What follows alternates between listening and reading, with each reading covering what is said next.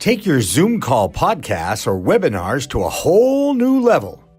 Nurse Mark and the Green Nurse Podcast.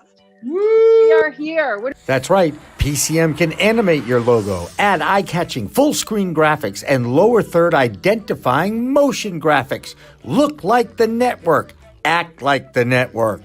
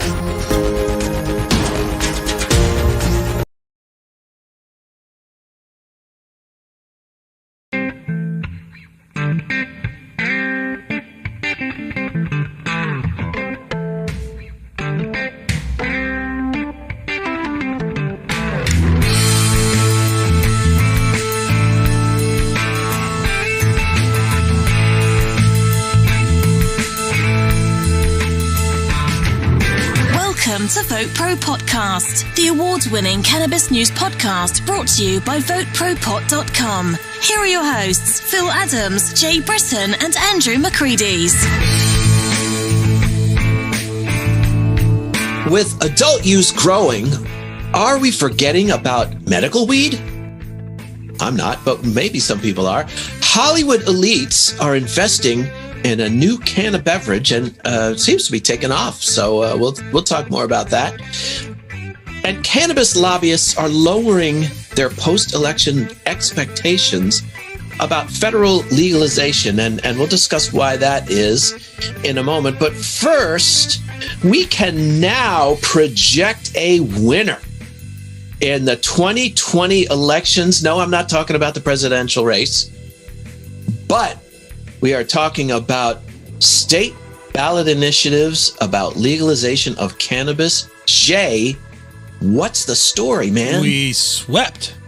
Cannabis swept. That's right. Yeah, man. Good day for Won them cannabis. all. Won them all, man. Let's go through it. I've got all the information. Considering the rest of the state of politics, we really need all that legal weed yeah, right we do, now. man. Really, and a decisive win. Decisive across the board. Even in some of the initiatives that we weren't sure about, and a couple were really close. Jersey flew through, and now I get what is Chris Christie going to be like with the munchies? Oh my God! Really, I'll tell you. Well, first of all, let me say this: if you're watching us on YouTube, hit that subscribe button and the little bell icon so you get get a notice on every episode. You get a notification. What I did here is I put some numbers together. You want to get notificated. I read a bunch of articles today on this, and again, just like the presidential part of the election, these aren't final numbers. They're not certified yet for the most part, but they're pretty settled as far as cannabis goes. All right. What I'm going to do is I'm going to give you the state. I'm going to give you Trump and Biden, where they sit at this time, and then we'll talk about the initiatives. Let's start with the one that was the closest. If you remember, now we're just going to go through those 5 states where five states. Yeah, not all 50 states. Hell no. No, that'd take us for the rest of the time. Okay. 2 shows. So we start with Mississippi. If you remember last week, we went through the polls. Mississippi was dead even at 50-50 based on the polls. Right. That's right. Well, guess what? The interesting about let me explain Mississippi a little bit. This is unusual because they got enough signatures. They got an initiative 65 on the ballot. And initiative 65 essentially says that medical cannabis is going to be legal for 21 and over. You can have up to 2.5 ounces. They're going to have in Alabama. No, Mississippi. Mississippi. I mean, yeah. And they're going to have a 7% sales tax. But what the legislature did, because they were so against it, is they came up with an initiative 75A, which they put on the ballot with 60. I said 75, 65. There's 65 and there's 65A. 65 is the making medical The ballot initiative. And 65A was what the legislators put on there. And what that did is it would restrict smoking to terminally ill patients, would require a pharmaceutical-grade marijuana products, and deliver oversight. It was extremely strict. Essentially, you have to be dying of cancer to get it. So everybody voted for that. Well, what they were hoping for was that folks would go in there and place a ballot on 65A. It was one or the other. So here's the numbers. It was basically approximately 60% for Trump in Mississippi and 40% for Biden. So it's a very red state. That's the point I'm trying to make. Very red state. Yep. Yet what we got was 74% voted for Initiative 65, and only 26 voted for 65A. So it's a huge win. Huge win. Huge win compared, and again, once again, like all the rest of the polls in the country, a lot of Republicans voting for apparently, but not only Republicans. Apparently, as well. No, certainly not. Of course not. You would expect the Democrats to vote for it, but the point Phil's making is, hell, you had Trump creamed Biden in Mississippi, 60 to 40, creamed him. But Trump creamed Trump. But weed. More people voted for weed than Trump, right? So anyway, Mississippi's weed beat Trump. So I started with Mississippi. That's the one that we were most unsure about. If we thought we would get 4 out of the 5. The next one's New Jersey. Cruise through. Again, Trump's 38%, Biden 60 point something. So they had a question 1 for recreational, and the numbers were 67 yes and 33 no. So 2/3 of the voters said yes. And what were the pre-election polls saying? I don't have that with me. We went through that last week. It was pretty hefty. Yeah, it was very close to that. Next is Montana, which is a very Republican-leaning libertarian state. Joe Jorgensen, my lady, who's a libertarian out there, actually got 2.5% of the vote, which is pretty good. But anyway, they had Initiative 190, which is for recreational. That's like 4 people. Legalizes cannabis 21 and over. They also, interesting in Montana, they also have a constitutional initiative 118 attached to that.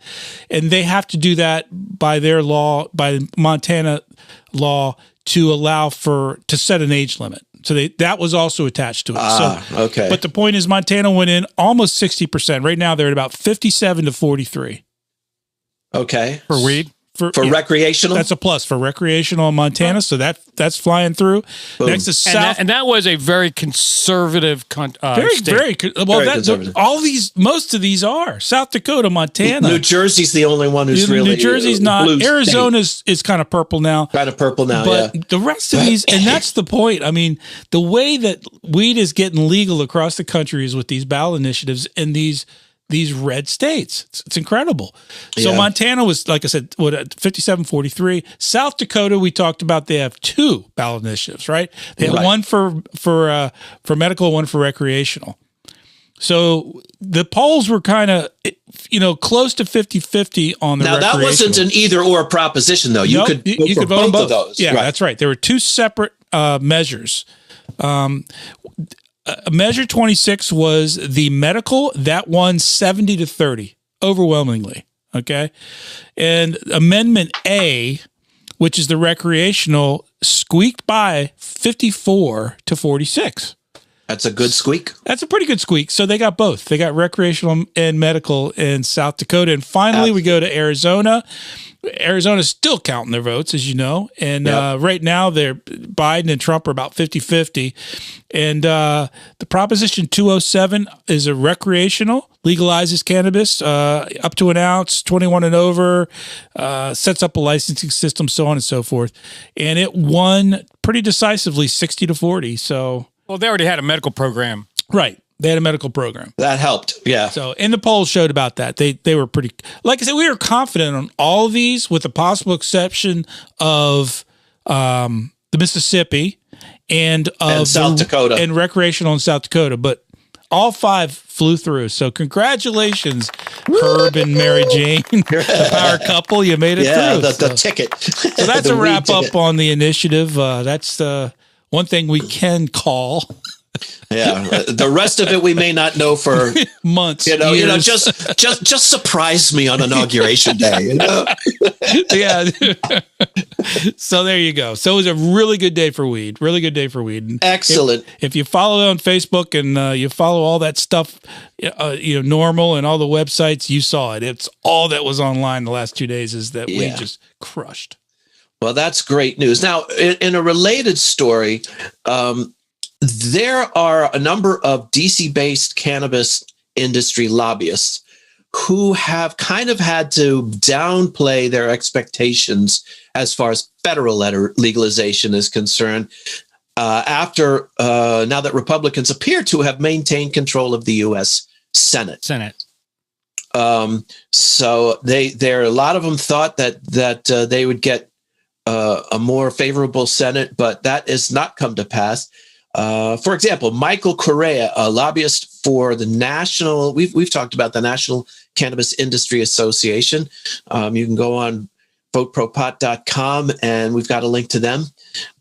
He kind of expressed what you might call a tempered optimism about that, saying what he said was, I thought the Senate would switch, so I'm sort of recalibrating my expectations of what we think we can get.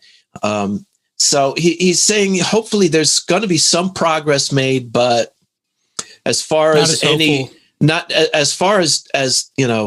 striking down Schedule 1 or the MORE Act or anything like that, he's a little more dubious about that. Well, I don't know. But it's going to be a new Senate, and I'm not sure. I think there's still a chance if a Democrat is in the Oval Office. I don't know. We might get some action. We might. But we have the former governor of Colorado, the first governor ever to sign adult use to legalize adult use, is now a state senator. Yeah. So that's true. I'm sort of hoping he's a U.S. senator. You're talking about Hickenlooper. Yeah. He's now a U.S. senator. Now, he beat out Cory Gardner, who was pretty much the most enthusiastic supporter for legalization on the GOP side. No question. And there's a lobbyist, Safira Galoob from the National Cannabis Roundtable. She is lamenting that loss to some extent, saying that they lost a key advocate on the GOP side. She said, quote, "A Republican Senate without Cory Gardner is an industry without a Republican champion. We've never had a Republican who is as overtly and enthusiastically fighting for us." So that's true. If this is gonna pass the Senate, it's got to pass through a gauntlet of Republicans, and now there's just one fewer. But with Mitch at the helm, would it ever even make the floor? That's really. What do you think, Phil? A lot of things are not going to make the floor. I don't know. I just think that if I don't know. For some odd reason, I'm thinking maybe Mitch might, have a come to Jesus moment, thinking, maybe we need to revisit some of these bills on my desk. You may be right, and that's right. It's not an outlandish thought because now traditionally, and one of the things that McConnell has always said is that traditionally the Senate has been the House of Congress that slows things down. That whereas passions can run hot in the House and things can be passed here and there, the Senate, someone described it as like the saucer where the coffee or the tea is cooled off before you make big decisions on it.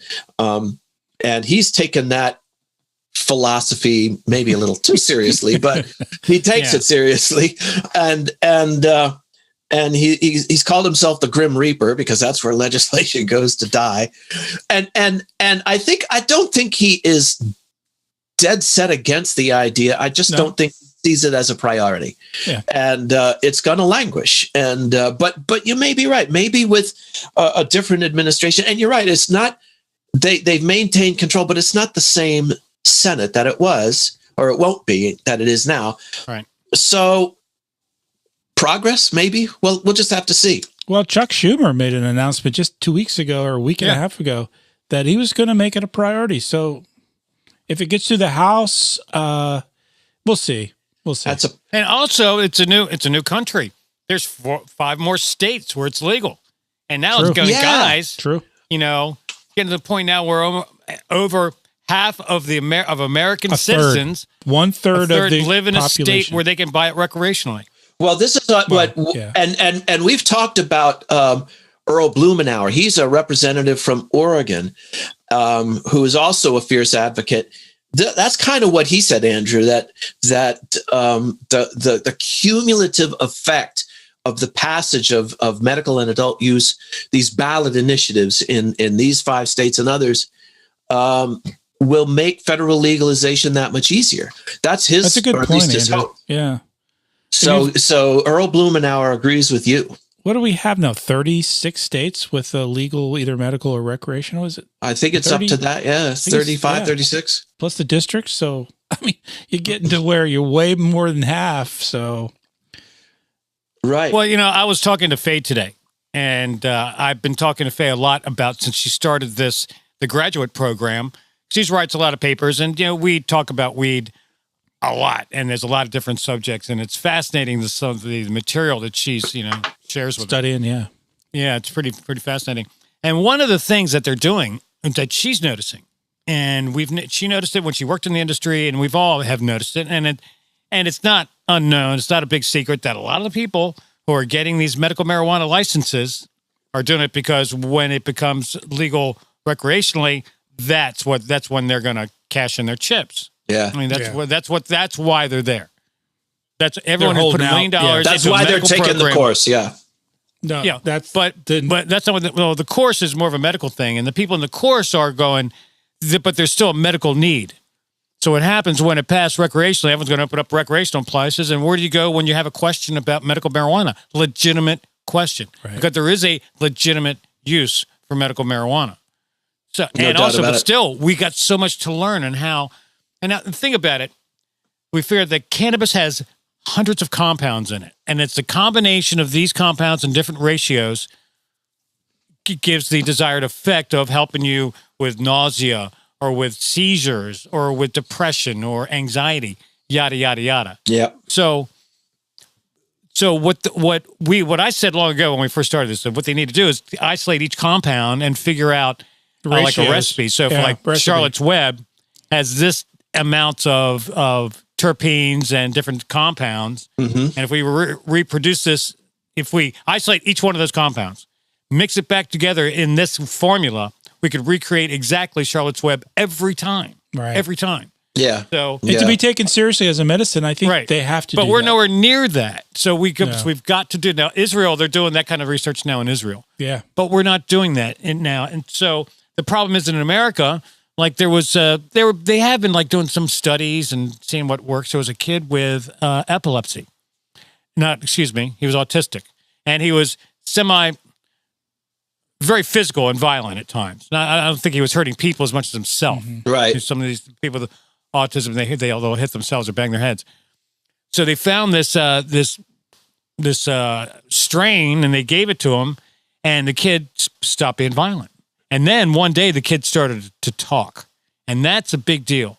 Yeah, because some kids with autism never speak. Right. So this kid started speaking, but then they ran out of that strain, and he hasn't. And once they ran out of the strain, he hasn't spoken a word since. Wow. So there really is a need for it, and I'm afraid that so many people are investing their money in adult use, and there's going to be lack of information in medical. You said yourself, Andrew. I mean, look at Maryland, who has a medical program, no recreational program. Right. But when you go in there, there's nothing medical about it. Let's be honest. Well, some of they were when they first opened it. Now, Cannabis was a nice store, and they had they were helpful. But there was Frederick Solutions, or something, or whatever they called it. G-Leaf has taken it over since. But they were real proactive. I mean, they were real. Right? They really came from a medical background, and they were great. And when you first walked in, you talked to the guy for an hour about your medical purposes and all this. But now G-Leaf taken over, and G-Leaf's a great company. They, they're a vertical integrated company, and they make some great products. And they redid the whole dispensary, and it's great. It's really nice. But since the pandemic, It's all phone in your, order online. That's true. It is pandemic related because I've gone Sure, right your through. card. There's not the same level of one-on-one, like There's no service. Service, It's right. zero since the But, pandemic I guess started. my question would be when you go into the dispensary in Maryland, even before COVID, and you walk up to the counter, seriously, can you ask a medical question? I've got 10. Yeah. You could talk to the bud tender what about strain do I want for my. Well, the bud tenders, I think a lot of them, they would have given you the basic. Well, if you want to get some sleep, go with an Right, indica. okay. If you got back pain and you're doing during the day, go with sativa. And if you don't want to smoke, go with a vape. And they could help your basic question. Well, this Now, if you said, my kid has Dravet syndrome, and I need a specific oil to stop his seizures, I don't know if the average bud tender is going to be able to accurately answer that question. Well, that's why there's so much skepticism about the whole medical thing with a lot of people who are anti. They're like, come on, medical bullshit. Is there anybody at the counter when you go in a dispensary in Maryland that has any medical training? No. At least typically. Most of the I would say typically no, but I think they're just young there people is someone in selling every Maryland dispensary, medical dispensary. Oh, is that right? They do have a medical Okay. I stand corrected then.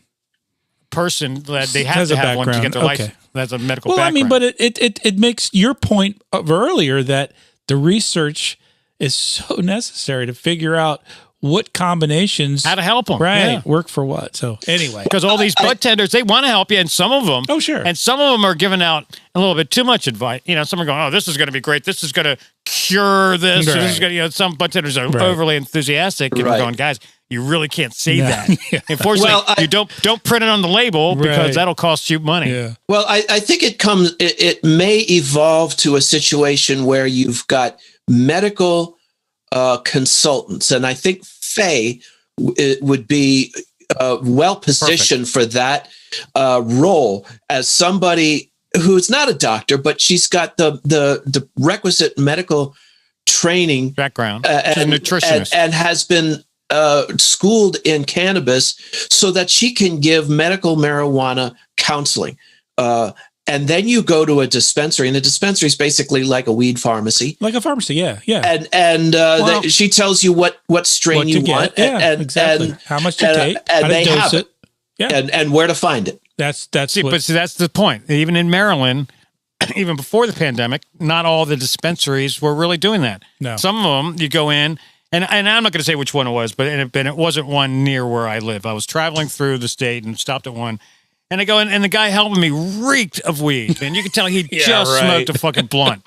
And he's going, "Oh, man, this stuff's great, man. This is awesome. This will get you wasted." Yeah. And he had that kind of attitude. Super nice guy and helpful and everything. Right. I haven't been back to that dispensary. But now, the other the point I want to make is in Canada, when they changed it nationally, when they legalized nationally, there were some medical dispensaries already opened and stayed open. But you didn't need a prescription to get medical marijuana anymore. Anyone could walk in because you could go down the street, down the block to a adult use dispensary. But they said what's happening in Canada is people are still going to the medical marijuana dispensaries to get stuff to help with ailments. And I read an interview this week with a doctor from one of these medical marijuanas. He's a medical marijuana doctor in Canada, and I still get patients every day, new patients every day. And 90% of them all say, "I don't want to get wasted." Right. Yeah. I just want, my shoulders killing me, man. Or my back. I want help and I don't want to take fucking opiates anymore. I'm anxious. Yeah. Okay. And I don't want to. I want to be able to take a dump again one day, man. I don't want to take any more opiates. Right. Exactly. Well, oh my God. Speaking of medical, I have one here that'll piss you off. Quick story out of Florida. This just blows me away. Florida has, of course, a very good, actually, legal medical cannabis program. This is out of Ocala, Florida. A Florida high school dean has been fired from his job after he tested positive for marijuana, even though it had been prescribed for him by his doctor to treat post-traumatic stress disorder after he was in the Marines. Oh, I thought you were going to say after he had to deal with these kids for years. So this guy was a Marine, and he had PTSD, and he went... It's a tough mofo. Right, and he got a prescription, and nobody accused him of using this on the job. Never had a problem. There's never a problem. No. He just happened. There's mandatory testing, I guess, to work in the school system. So, this guy, the Central Florida District offered to suspend Hickman. He's 51 years old, if he agreed not to use medical cannabis in the future, but the 10-year employee refused. Good for him. He said, "This is the only thing that helps me with my PTSD." So you want me to suffer? Right. It's ridiculous. Yeah. So for my job, for my livelihood. This guy. You want me to sacrifice even more? This guy lost his job. What's the name of the school? It's a school system in Ocala, Florida. It's the Marion County School Board voted 5-0 to fire Mike Hickman, saying that while medical marijuana is legal in Florida, it is illegal under federal law. Its use violates district policy, and he failed to notify his supervisor that he was using it. So. Should we post a link to that school board? Yeah, that's a great idea. On I can our do that. Show description, and invite our listeners to register. Deluge them with their displeasure with this. Yeah, I don't think there's anything that can be done about it. But if you're outraged by it, I think I'm gonna.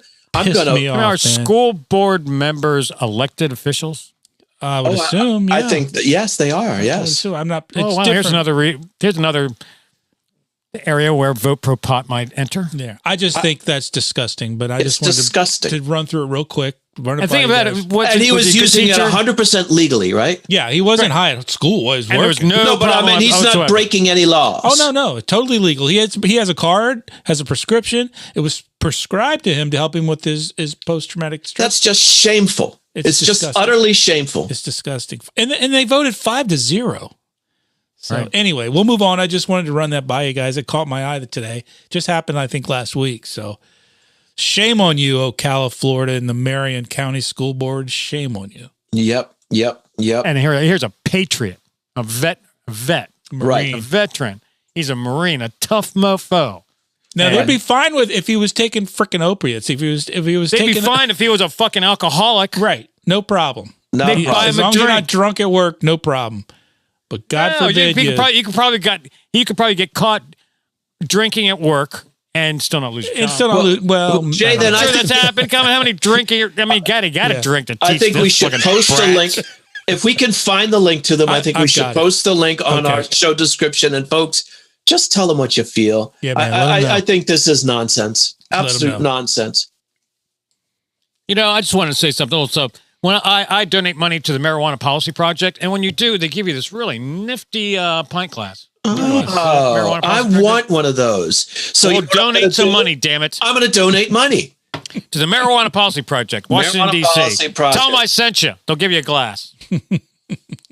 What's the latest? We like to throw in some celebrity stories from time to time. I can't hide how much I care about that. I am obsessed with that stuff, man. What is it? I can't bring myself to give a shit, but okay. Sorry, man. I'm totally into it. Although I don't know half these people. So we've got this. They are non-essential workers. Yeah, I've got this article here about celebrity investors in a new cannabis drink company. And that I'm for.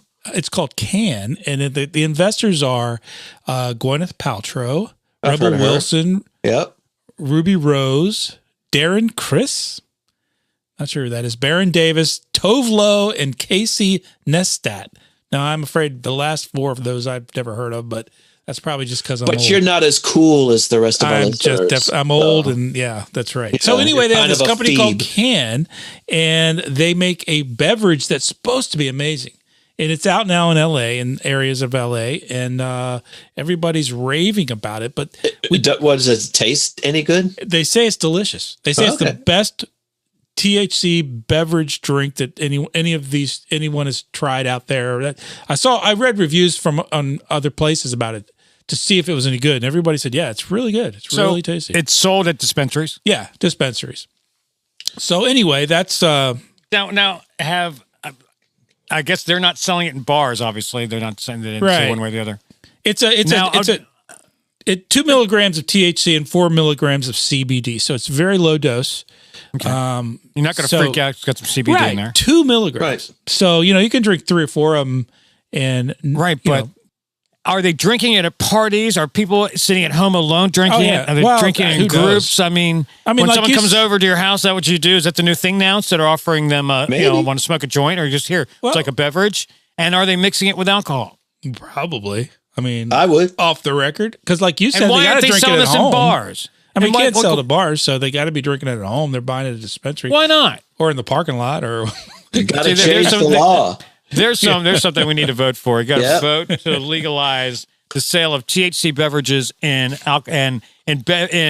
establishments that sell alcoholic beverages. So far, they've raised $5 million, and that doesn't sound like a ton to me, but all of those famous elite Hollywood types that I mentioned in the beginning are invested in this particular company. So good luck to you, right? Well, folks, we have come to an end of another podcast here on Vote Pro Podcast. We're so glad you joined us today. We want to encourage you to get in touch with us. Go to votepropot.com, send us a message, give us your thoughts, share us with a friend, go on to Apple Podcasts, give us a 5-star rating or even a 4-star rating. No. I can't imagine why anyone would give us only 4 stars, but whatever rating, you know what? If you're not going to do 5, don't bother.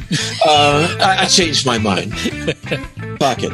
But we're whether you do or you don't, we're just glad you joined us, and we hope you learned something, had a few laughs, and Jay has some more information that he can share with you. Send us an email at podcast@votepropot.com, and we have a message line. Give us a call, leave a message, let us know what you think. Give us an idea. Tell us what you think of the show, and we will play it on the air. Yep. 240-257-2441. What you got, Andrew? Well, I want to tell everyone to make sure you get out and vote pro pot. No more next year preaching for voting. Yeah. I don't know. Who knows what's going to happen? There might be some runoff ballots. Yeah, but runoff elections coming in the next but weeks. The 2021 election midterm. You'll never hear us ask you to vote pro pot in 2020 again. Thank God. Right. 2021, that's a different story. Just because we had great luck. Congratulations and thank everyone who voted pro pot. Yeah. Yep. Yeah. Thank you very much. Every one of you. Thank you. And welcome to the 21st century. It's time for some new initiatives and new states, right, guys? Right. Anyway, but thank you for sharing and caring. But if you want to, if you have anything to add, join us on one of our social networking platforms and share us your ideas, your thoughts, if you have any ideas, man, we'd love to hear from you. So go to Instagram, LinkedIn, Facebook, and Twitter and just do a search for Vote Pro Pot.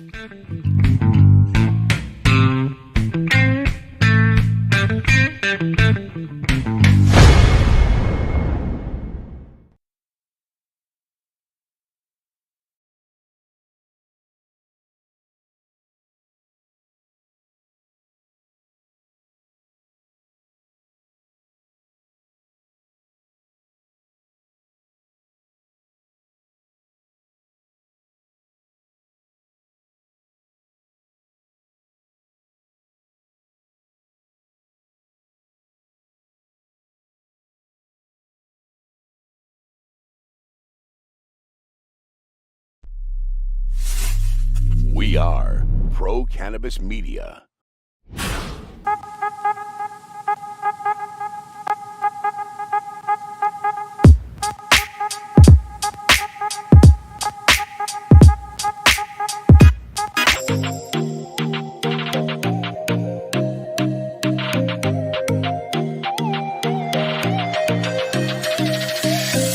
Well, hello there. Here we are again, another live stream from the new studio of Pro Cannabis Media. This is Cannabis Chat, and I'm Jimmy Young.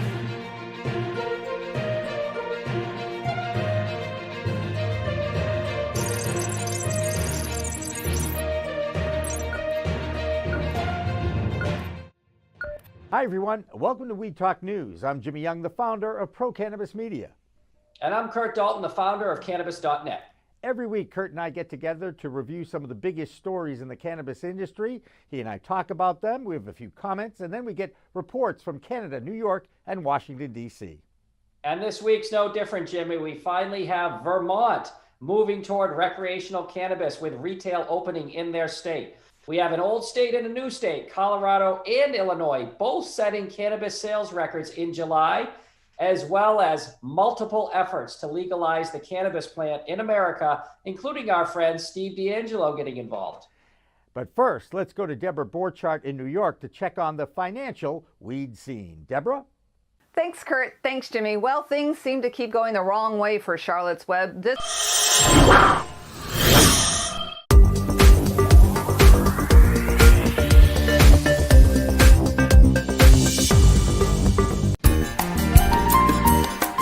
Whoa, Jimmy Young in the weeds on the water this week.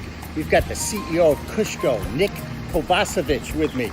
This guy has built his little company in 6 years from $2 billion in sales to $145 million in sales. We can get this thing to be fully legal here in the next few years.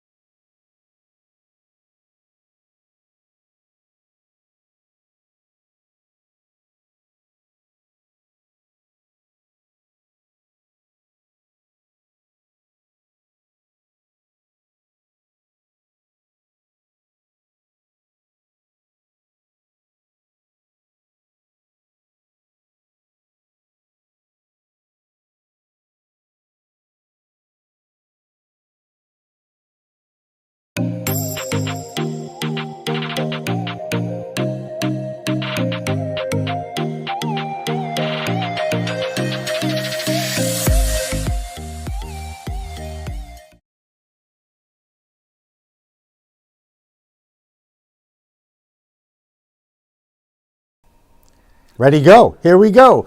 You know, I understand now why that saying of thank God it's Friday exists. Like every week in 2020, this has been a long week. Hi, everybody. Welcome to Cannabis Chat for a Friday afternoon. We call it the Green Rush with David Rabinovitz. Thank you, Jimmy. Good to be here again. Good to see you as well. He is a MassCan guy. He's the treasurer there. He's a mover and shaker and trainer in the social equity community. People love you in that community. FODs, Friends of David. We've got a pretty jam-packed show for you. We have two people from MassCan that you've brought in. Talk a little bit about, one's a veteran, Tom Rand, and the other one is Max. Yes. You want to talk about Max at all, or Max is one of the fellow board members at on MassCan. That's quite the intro, David. You did a lot of research on that, did you? It's all right. It's all right. We've also going to get to some news items. We actually have Dr. Marion McNabb coming up in about an hour. And then in about 90 minutes, the final half hour, James Winokur from Berkshire Roots, which is a dispensary in both East Boston, Massachusetts, and out in, I think they're in Pittsfield in the Berkshires. Berkshires is kind of a nice place in Western Mass, good place to visit. And I'm Jimmy Young, and I'm the founder of Pro Cannabis Media, and we are so proud that we are able to reach out to you to talk a little bit about cannabis, show this plant a little respect, and give you a few news items before we get into the actual conversation and the interviews that we do on a regular basis here. David, you were actually at the Cannabis Control Commission, or excuse me, you were observing it live streamed. Is that through our pal Grant? Oh, no, this was the direct live stream. Ooh, okay. So what's going on there? Just out of curiosity. Here's what's going on with the Cannabis Control Commission. This is a local Massachusetts issue, but the commission has for 3 years had in its back pocket home delivery. And they finally opened up the home delivery process. The home delivery, the social equity and economic empowerment applicants applied. Yeah. And the next step was they needed to go to the retailers and get a home delivery services agreement in place, whereupon many of the retailers decided it would be easy pickings. And rather than deal with the social equity delivery operators in what I think would be a fair manner, They said, you need us to sign a document so that you can go to the commission and get your license. We want 9.9% equity. We want you to be exclusive to us. We don't have to be exclusive to you, and we're not sharing any of our margin with you. Now, if you look at an alcohol delivery service, like Lantern is in, or Drizzly is an example, right. Drizzly, who they've just launched Lantern, which is going to be marijuana home delivery. The way that model works is the consumer goes to their website, Lantern or Drizzly, orders what they want. It goes to a particular retailer, and Lantern and Drizzly take a piece of the price from the retailer. Mm-hmm. Well, the home delivery operators assumed that they would be paid a piece of the price. That's how most food delivery services work. They're not working on the $1 or $2 home delivery fee. They're working off the fact that the restaurant gives them a discount. So if the meal is $40, the restaurant may say, look, I'm giving $10 to you as the delivery agent, and plus this other little $1 fee or so. The marijuana retailers didn't approach it that way. They approached it that we're going to keep it all, and you guys are going to be a bunch of low-paid Uber drivers for us. The delivery operators went back to the commission, argued they should have a different license class. The commission developed that, which would allow them to run like miniature Amazon warehouses. So they would buy product at wholesale, take orders directly, fulfill the orders, and home deliver them. The retailers got upset about it, did a lot of politicking, got the Mass Municipal Association involved. The commission, because the retailers said we're going to sue, the commission decided they would reopen the public hearing session to just knock one of the legs out from that stool if they sued. Today was the day of the public hearing, and it was overwhelmingly people who were in favor. Overwhelmingly people who were in favor of social equity and this new delivery class. What was fascinating were some of the CEOs or leaders who are opposed to this, who said one thing when in fact their companies are doing something much different. Things like, oh, we support social equity, but I know some of these firms, when it came time to deal with social equity, were hard-nosed about it. We want equity, we want exclusivity, we won't be exclusive to you, and we're not paying you anything. So, yeah, that's not a negotiation, I just want to say. And we'll talk to a dispensary owner a little bit later on this program, too. And James Winokur is a really nice man. Graduated in the same BC class, the MBA class as Joe Lasardi of Cureleaf. And in fact, there's four others, James has told me, from that class that are all in the cannabis business, which is kind of funny when you think about it, right? Anyway, let me hold those thoughts. This is good. I'm glad you were there. Up to the minute stuff. It's live. That's what I love about this show is I love live. I've always loved live. Did you know that the We Talk News show actually follows this at 6 o'clock? I do. And this week, our lead story was this Gallup poll that just came out. I don't know if you saw it, but it is 68% of Americans now favor legalization of cannabis in this country. Think about that. More people voted in favor of marijuana legalization than voted for either of the two candidates. Right. Ooh, that's a great point. That's right. We got 5 states that legalized 6 different plans. Did you add all that up? Did you count all those ballots? Yeah, I got the ballot. We print them off in my back bedroom. All right, that's one of the news items that we have in our news show today. But we also have another interesting news item, and it is about insurance. Did you know that Lloyd's of London is actually going to underwrite cannabis crop insurance? I have heard that. Now, we talked to one of our experts. His name is Bill Perrier. He's with Charles River Insurance. In fact, Bill wants you to call him because he puts his cell phone out. He wants everybody to call him on his cell, which I think is pretty cool. But bottom line is, this is a great sign for the industry that they can finally get somebody to. Now, I have no idea how big those fees are, but they at least can get insurance for their crops in case of fire, tornadoes, hurricanes, Mother Nature, take your pick. It'll be a really big deal, right? This is a big deal that Lloyd's is willing to step in, but Lloyd's does that type of stuff. They insure what nobody else wants to insure. It'll be a big deal when current mainstream insurance companies who offer crop insurance step in and say, yeah, it's a crop. It's a crop. We'll do it. It's about respect. In the meantime, here's Bill Perrier talking about it.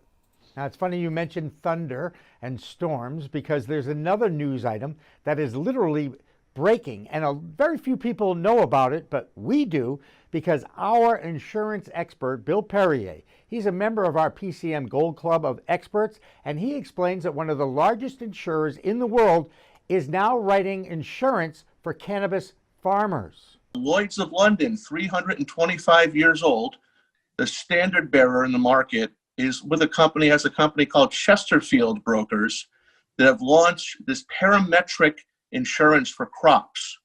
And you might say, gee, what the heck is that? Well, we know from the wildfires in California that it's almost impossible to get crop insurance, but these guys will write crop insurance for wildfires, tornadoes, hail, drought, excessive rain, really a list of perils. It's unheard of in the industry. And as of last night, Jimmy, only 20 businesses in the States have this coverage because it's brand new and no one knows about it.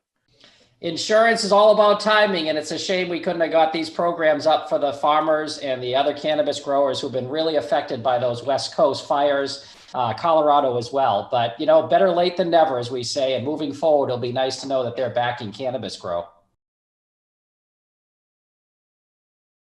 And Kurt pointed out pretty much what you just said as well. It's a sign of respect for the industry.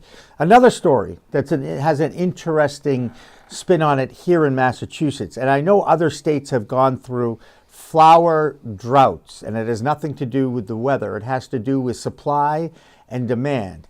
And I have two different wholesalers that I talked to today that work for different companies. I'm not going to name it, doesn't matter. The point is, the labs that are involved with testing in this state, and there's two, MCR and CDX, that do the majority of the testing.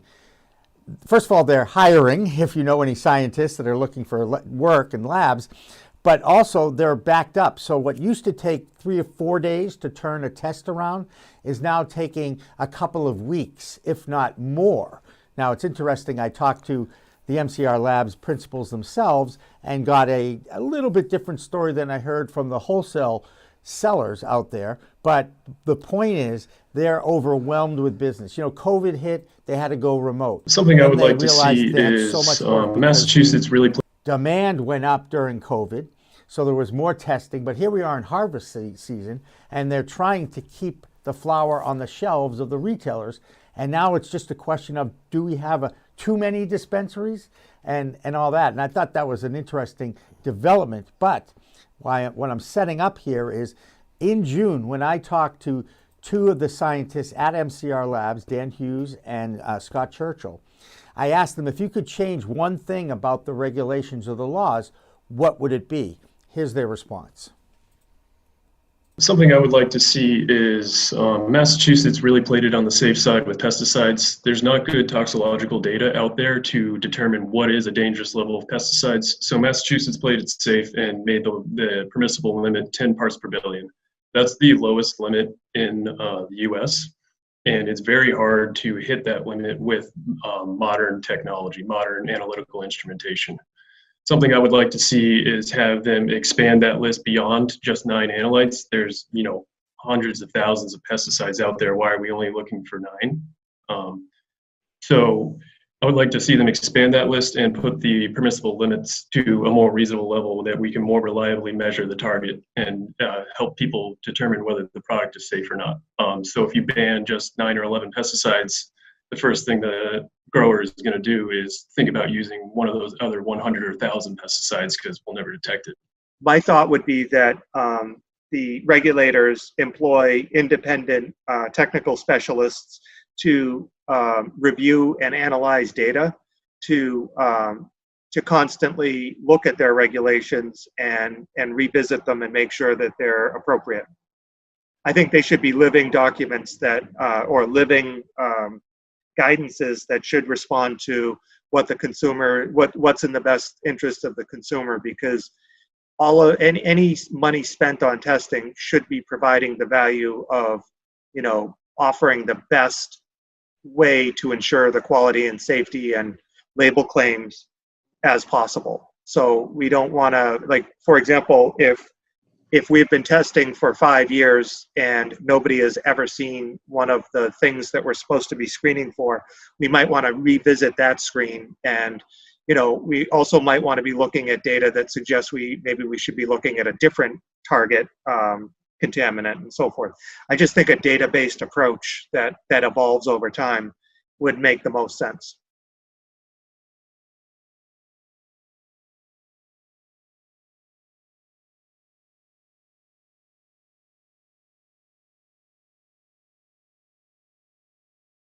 What that tells me is, once again, Massachusetts is erring on the side of caution. And David, that's been a theme in Massachusetts. I know you're checking our chat room, and feel free to chat on any one of our social media networks that are out there. Have a question, we'll talk about it.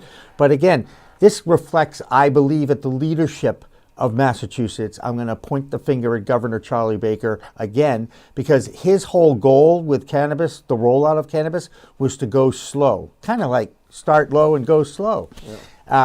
Erring on the side of caution. He wants you to crawl before you walk, before you run. That certainly has been accomplished. But of course, if you're in the industry, you want it to grow as fast as a weed. Yes.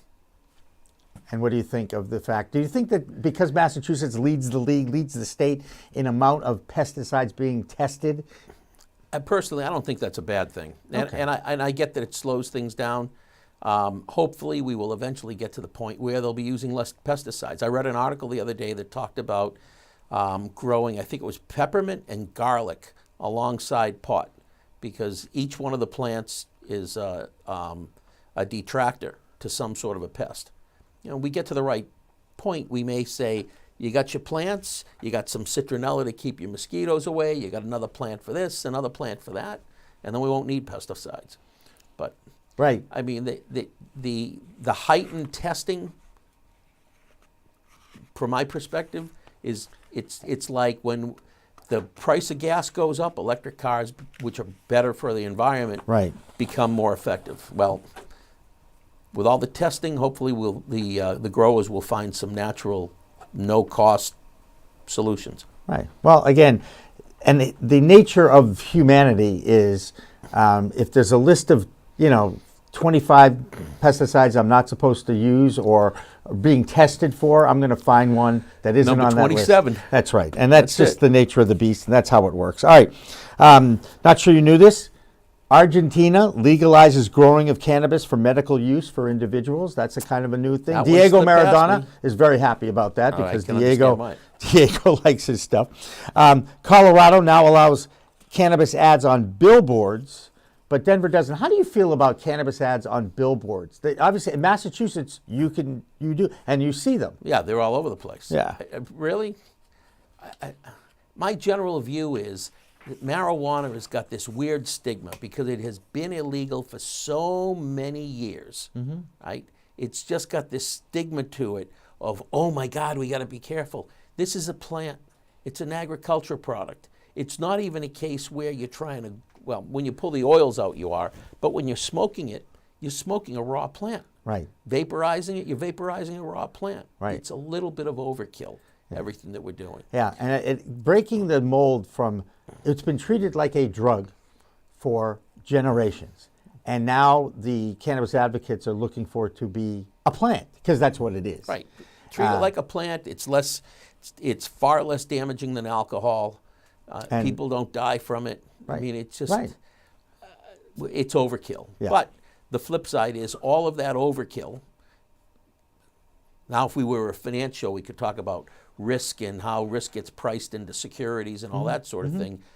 When something's illegal, the price goes up, and it goes up, it's commensurate with the risk level, right? Right. So now we've got something that was reasonably expensive. It could be way cheaper if we totally deregulated it, right? Right. It would be like tomatoes. You Right. grow it It would in be your like backyard. the illegal market, actually, because we know that the illegal market undercuts the legal market. Yeah, but it would be if it was totally legalized. Yep. And deregulated. Open market. Open market, people would grow it in their backyard, and we might have fewer jobs. Right. But look at all of the tax revenue we're generating. Right. Look at all the wages we're generating. Right. I mean, there is some value with this weird regulatory structure that we're seeing across the country. It does especially now with jobs and that sort of thing. Well, we just need to educate those who are making the rules and the laws and the commissions. And by the way, you know, there's now 15 legal states thanks to the ballot box. And it says here, it could be legal to possess up to 6 ounces of weed in New Jersey. Well, I was about to say something about New Jersey. Now, I've followed it. I haven't read like I read in other areas, which I'm going to start to get more up to speed. But I read that. And it is 4:20, so I just want to get you to go quick. Oh, we got to go real quick. No, it's all right. Keep going. No, I got another 28 seconds. Go ahead. I read down that what did I read in New Jersey? About New Jersey. I tell you what, you hold that thought. And we're going to come back. We're going to take our 4:20 break, and if everybody doesn't understand 4:20. What are we going to do for 4:20 today, Jimmy? What we always do, we're going to explain who the Waldos are. A group of high school kids from San Rafael, California used to meet at 4:20 after school at the Louis Pasteur statue to catch a buzz until law enforcement picked up on it, and then 4:20 became the code for public consumption of cannabis amongst the law enforcement community. Well, I had a song called Shanty by Jonathan Edwards, and every time we heard Shanty on the radio, well, you know, we didn't have a Louis Pasteur statue to go to. We just went outside or around the corner or down the block. Anyway, it's 4:20. It's part of the culture of cannabis. We're going to take a break, and when we come back, we'll have more of Cannabis Chat and the Green Rush. Don't go away.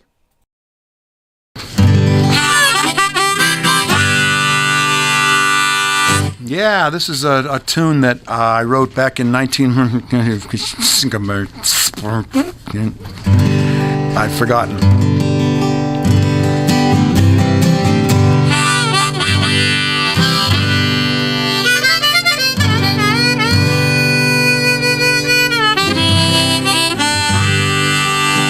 We had a saying in our old band, one of my first bands in 1966 or so. What are you going to do tonight? Oh, just, you know, like every other night, just going to lay around the shanty and put a good buzz on.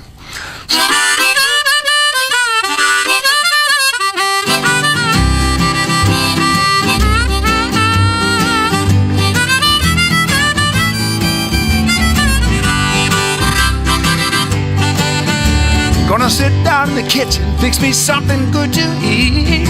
Make my head a little high, make the whole day complete. Gonna lay around the shanty, oh mama, and put a good buzz on. Pass it to me, baby, pass it to me slow. We'll take time out to smile a little before you let her go. We're gonna lay around the shanty, oh mama, and put a good buzz on.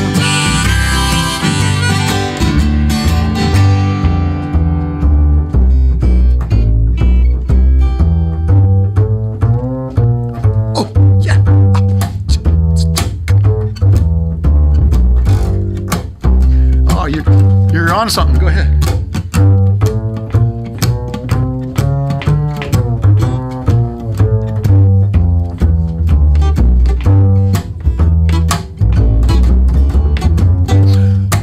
Rick Brodsky, everybody.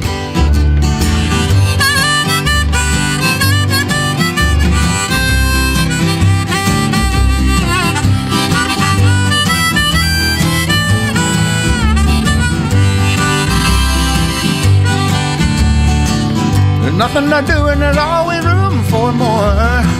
Fill it, light it, shut up and close that door, baby. We're gonna lay around the shanty, mama, and put a good buzz on. Take it, okay.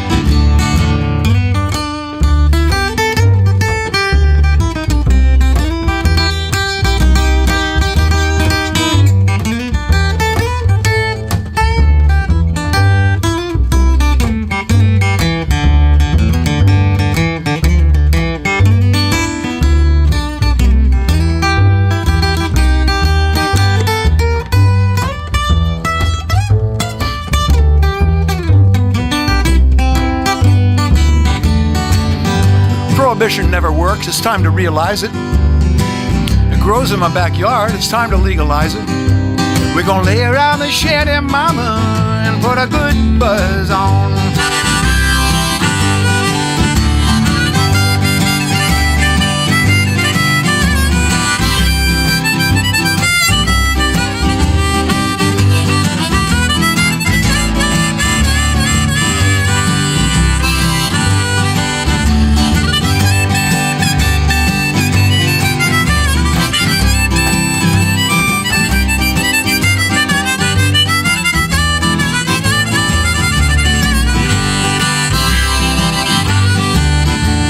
sit down in my rented car. I'm gonna jam it into drive.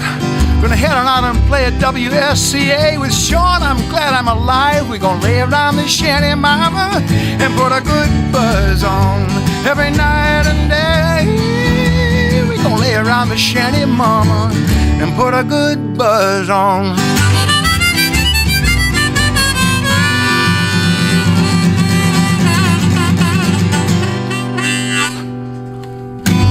Nice. It's Friday. Thank God. Thank God, Jonathan. All right. Welcome back to Cannabis Chat for Friday afternoon. I'm Jimmy Young along with David Rabinovitz, and our chat room's getting a little active, and there was a query on the chat room, and the query was, does Jimmy honor the 420 tradition, right? Yes. And the answer to that is, I do, but it's probably Mountain Time Zone, which is 6:20 at Eastern. All right, let's just say, or maybe even Pacific at this point. I think so. But it's after the fact, okay? That's just how it is, and that's how I roll at this point at my age, okay? I certainly don't like to try to do anything on camera under the influence anymore. We can read between the lines there. David, you were raving a little bit about New Jersey because you lost your way. Now I want to bring you back to the way and talk a little bit about what is going on in New Jersey now that they voted it in. Fascinating, right?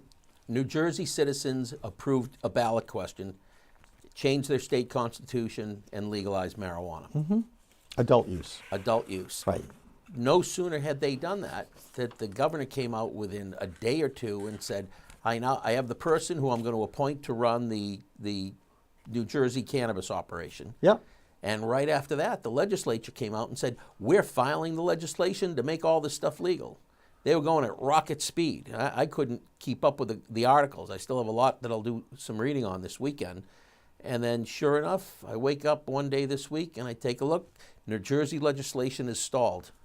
Right. Well, they want 6 ounces is okay to possess. That's, again, it's about education. Right. It's about educating the public and the legislators. Yep. Because they just don't understand the plant, what the plant does, how it reacts, and then, of course, what are they doing? They're looking at other states as examples and trying to learn from them, or they're ignoring other states because they think they know more than that state. Well, the solution to this is, I don't know if you heard this week, I forget the name of the group, but there is a newly formed group of state regulators from across the country.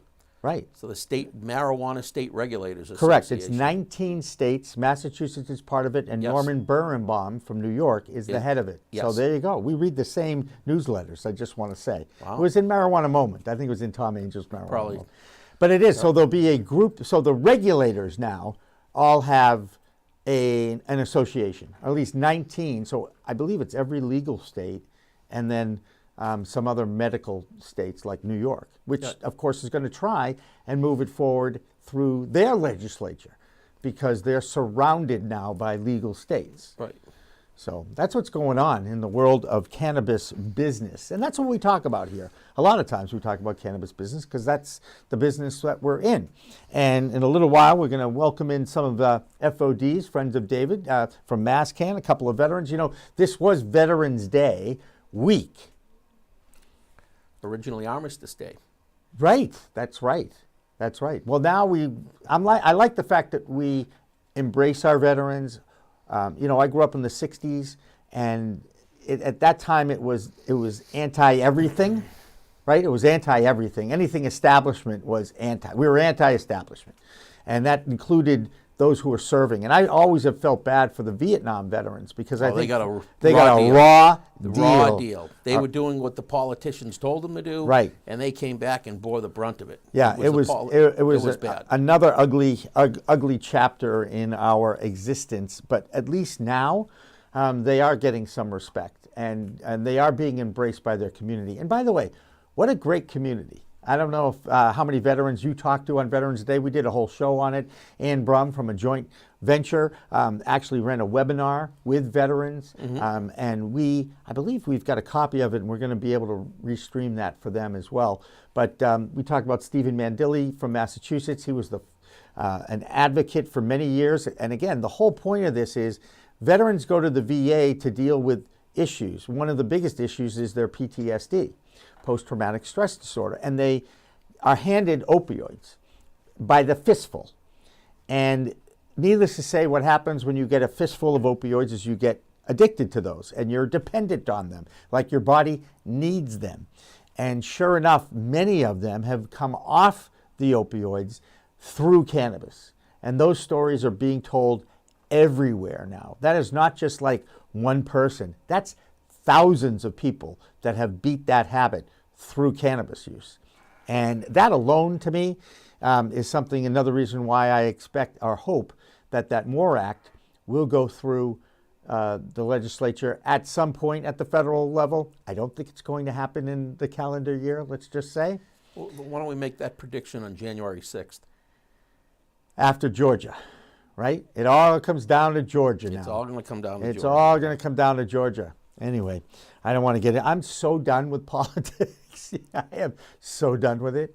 I'd like to just be moved. We can just move on. Is that fair enough? That's very good. Do we have anybody in our room yet? Okay, so do you want to bring Tom in? Do you want to wait for Max too? Why don't we bring Tom in and we'll... Okay, hey Tom, how are you? I'm good, doing good. How are you guys? Good, and it's Tom Rand, correct? Yes, it is, sir. All right, you've got Jimmy Young and David Rabinovitz. I have a feeling that you probably know who David is. Nope. Yes. Oh, you do? I've heard of David. I have heard of David. Yes. So you haven't gotten into the FOD, the Friends of David Club yet, but you're certainly a friend of PCM by joining us. He's a friend of Max. Yeah, and if you'd like to, you can share your video, but I'm not going to force that on anybody, okay? Oh, how do I do it?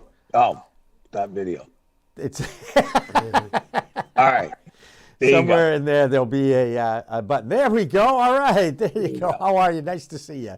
Nice to see you. So give us a little background on who you are. I know that you're involved with the Veterans Group. Explain a little bit about your background and this Veterans Group you're involved with. I joined the Marine Corps. I was taken out of high school and joined the Marine Corps back in the early 80s. I did my time, went to Beirut, came back, and struggled with the guinea pig-like feeling I had from doctors about trying this, trying that. My life became manageable by the prescriptions they were giving me. I wasn't living a life as much as just surviving a life. Some older gentlemen taught me about the cannabis and how it's helped them. This is before all the internet and Facebook and all that. And so I used to have guys come over the house that we get through the local VFW and Legion Post. The bartenders would send guys our way that we were trying to find an option compared to the pharmaceuticals and drinking. And we just taught them how to grow, become self-reliant. We got them old tents and equipment that they needed, a light, nutrients, seeds. And slowly it evolved into where we are today, that we provide meds and grow equipment. I mean, now it's sad to see how many veterans are in need there are. I mean, obviously at this point, the higher ups in the government have to realize that cannabis has been a very good friend to veterans. Has helped them achieve things that no pharmaceutical will. They get you get guys that don't have really anything, and they're just collecting a check and staying in a room or apartment or whatever, and they're not socializing. If you can get that guy to start growing plants again, and actually they start caring about the plants, and a lot of times it's the first thing they've cared about in a long time is a little plant. Next thing you know, they're coming out, they're meeting us at social events and joining grow groups, and it's almost like a way back for a lot of veterans. Unfortunately, the demand for what we do is outnumbers our resources probably 10 to 1, but it's a constant struggle now. It's like just trying to keep up with all the requests and guys reaching out to you for help. I mean, Patriots Helping Vets was started probably about 3 or 4 years ago. We're a small group, and we just focus on getting a veteran that wants to try cannabis, growing cannabis, especially to become self-reliant, we try to get them the equipment, the nutrients, the seeds, get them a mentor and get them into growing, get the therapy of actually growing going on in their lives. How many people are you serving? Well, we've gotten over 382 off of opiates. Wow, that's great. Whoa, that's fantastic. Everything is for free.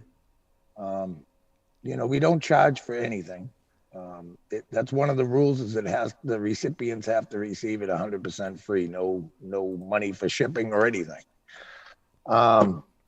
I couldn't even honestly tell you how many people we currently service or on a daily basis. All I know is the most important number to myself is that next veteran that needs help. And how do you go about funding the organization? Obviously, stuff's not free. Well, that's where I'd have to differ with you. I don't know why, but people send me stuff to give out to veterans. That's great. They send me nutrients. They send me seeds. People will see I plea for posts about tents and stuff. People will buy a tent for me. We're in the process of going nonprofit, and then the whole pandemic hit, so we kind of are on hold at that aspect right now. But we have a lot of very generous donors. That list grows all the time.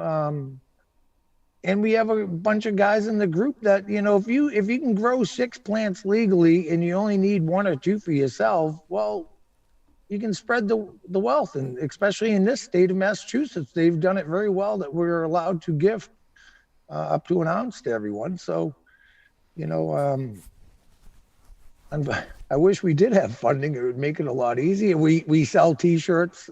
We do hold a raffle once in a great while, but basically we're self-reliant on what we do.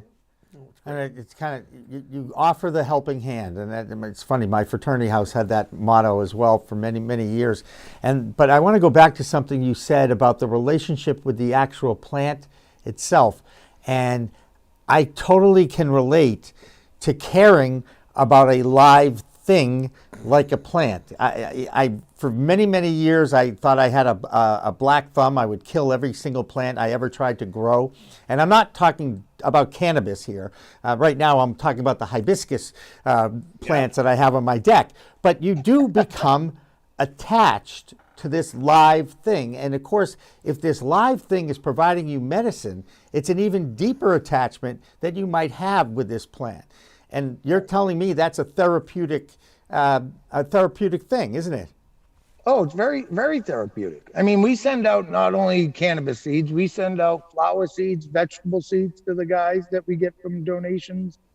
Any part of, for myself, I can get lost in my gardens, whether indoors or outdoors, for hours at a time. And when you are going through a little bit of a dark period in your life, it's actually pretty good to see the fruits of your harvest and your plants growing, and you tend to them. It almost, I don't want to say it solves your problems, but it makes it, it puts it in perspective for you a lot of the times, and like I said, a lot of these guys are by themselves. So a lot of these guys turn out to be fantastic growers because they put so much time into their grows. I mean, I wish I could put 6 to 8 hours into my grow tents during the day, but I unfortunately I have to work and stuff, so. What did I hear you say you have a grow tent? Well, I have 2 grow rooms in my house. We have a little grow tent, but how pungent is that odor in the house? My family has become very acceptable of it. I mean, we don't have any carbon filters or anything. It is what it is. I mean, when it's in flower and drying, I'm sure you smell it in the house, but 90% of that is going out to help a veteran in need. So my family is 100% behind me in my efforts that we do here. That's great. That is great. You get something? All right. So I want to ask you, are there any secrets? Maybe you don't want to give up the secrets, but are there any tips? How's that? Is that better? Are there any tips for someone who might be a novice grower on how to get the most out of your plant? Do you use any additives, and what do you do about pesticides? Here we go. All right. The guys that taught me how to grow, they believed in the whole brotherhood of like collecting stuff. So we'd go fishing and then we'd come back, we'd clean the fish, of course, have a fish fry and all that stuff. But we'd also use the components of the fish for some sort of nutrients, fish meal for the compost. We did clamming. I have chickens. We grow bamboo. Unfortunately, I've never had a store-bought item in my grows. I was taught like it's a good time to go clamming with 3 or 4 buddies, and then you go home and you put them on the grill, open them up, you have them, you make stuffed quahogs, but you also get the benefits of breaking down the shells and putting the calcium into your long-term soil. So. Whoa! So you take hang on a second. You take the shells, the clam shells. Yep, clam, oyster, and mussels. Yep. And you smash them, break them up into little pieces. Well, we heat them up on the grill and you pop them and they taste delicious right out of the water, with cooked in their own juice, and you just eat them and then you leave them on the grill for a few minutes. It gets brittle and then we crush them up in a bucket. Crush them up in a bucket, like a mortar, pestle, mortar and pestle. Yep. Is that what it's called? Right. Yeah. A little bit bigger, 5-gallon bucket. And then we have 3 screening trays, a 1/2 inch, 1/4 inch, and then just a really fine screening. So we break them up. We add the bigger pieces into the soil where we can make teas and do top dressings with the powdery. So that's interesting. We do that with fish meal. We make our own fish meal, bone meal, alfalfa meal, kelp meal. So I'm gonna say something here, and I don't normally like to use 4-letter expletives on these shows, but I was at back in the day when we had actual conventions and trade shows for the cannabis industry. I remember that there was a company called Fish Shit, and I'm going out on a limb thinking that's the kind of stuff that you're putting back into the soil, into your plants. Accurate? Oh, it's very good for microbes. Yeah. I mean, I was taught to make soil and the plant will grow more than like hydroponic guys feed their plant what they need to grow. Bless you. Excuse me. Live TV. Yeah, I hear you. That's all right. That's what happens. It's all good. We're socially distanced too, which is just awesome, But we're all negative here. I have guys in the group that answer questions because guys will PM me or call me and ask me. And to be honest with you, I don't know really much about the nutrients and that aspect of it. Interesting. Let's get a little bit more fish poop in the water. Yeah, it's fish. And then there's another product called Mammoth that I know a lot of growers swear by. Yeah, so Mammoth P. Yeah. Do you know Mammoth? I know it. We give out. When we go to the trade shows, we try to get as many samples as we can to give out to the guys. Yeah, of course, now with no trade shows, you can't. So people if they want to gift you something or send you something magic, they get to you through your website? Well, we have a website. I've never been on it, but usually a lot of people just PM me indirectly. And like when I see a post of someone buying a new light and putting up a light, I try to PM them and explain to them that, the old light that's only worth maybe $50 or $100. It's not much to them. They just bought a $700 or $800 light. Well, that's great. They're gonna, their harvest will be 10 times what it is without the old light and with the new light. But that old light can be a life-changing event for one guy. There's a lot of veterans out there that don't have any extra money that to say go buy a new light or even for $100 is an impossibility. And it's added stress. They want to grow and they can't, and all they need is an old light. So a lot of the people that I reach out to are very generous, and they donate that old light to a veteran to get them growing. Yeah, I was going to ask you, has the attitude towards veterans changed? Are you finding people are looking to help out as much as possible? It's tough, to be honest with you. I feel sad. There's a lot of friggin' scams going out that's taking advantage of veterans. Oh. And a lot of guys will say, "Oh, we'll give you free seeds or a free light," and you just got to like their post and tag friends, and it's all about building numbers for their company and not doing anything for the vets. I get into heated arguments with seed guys that do this, because if you're going to help a vet, just send them the damn seeds. Don't make a guy jump through hoops. If you want to build a company, we'll give them shout outs. But, you know, I don't know.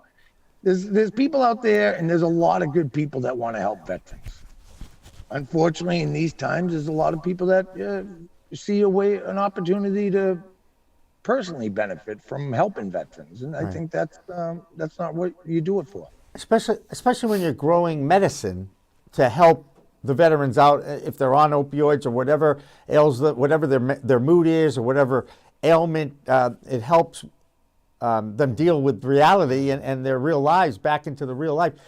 But this is one of the things, and David, you and I have talked about this, the cash grab that is part of the cannabis industry.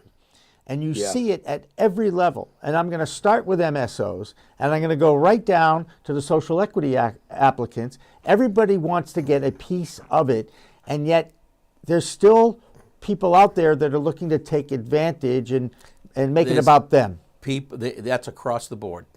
That doesn't stop at any particular doorstep. That's across the board. That's not a good quality for humans, I just want to say. You know, there's a great...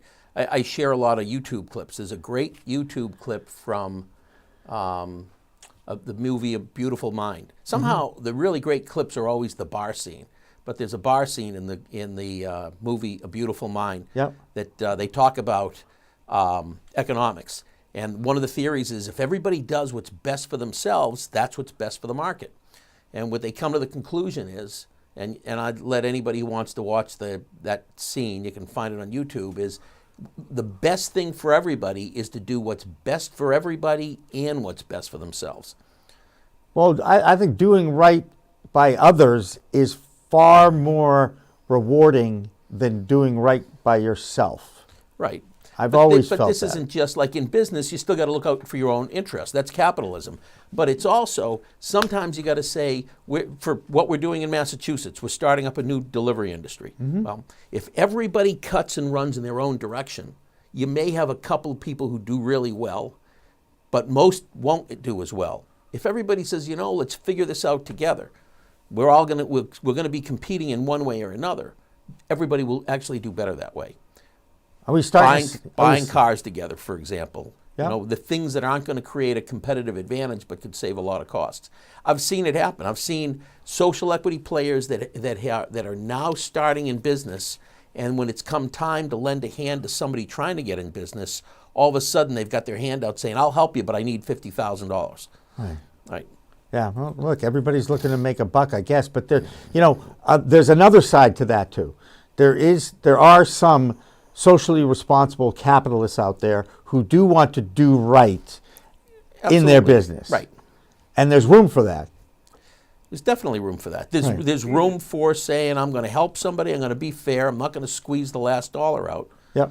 And you just got to be a little smarter. You got to pick the right opportunities.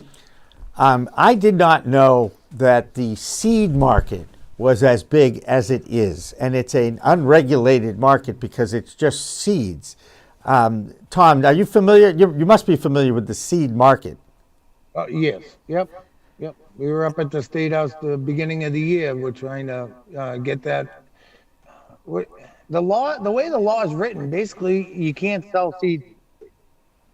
But, which is kind of ridiculous, because a guy who's, going through a really tough time in a dark spot, say out in the far western part of the state, can go to any corner store and buy a bottle of Jack.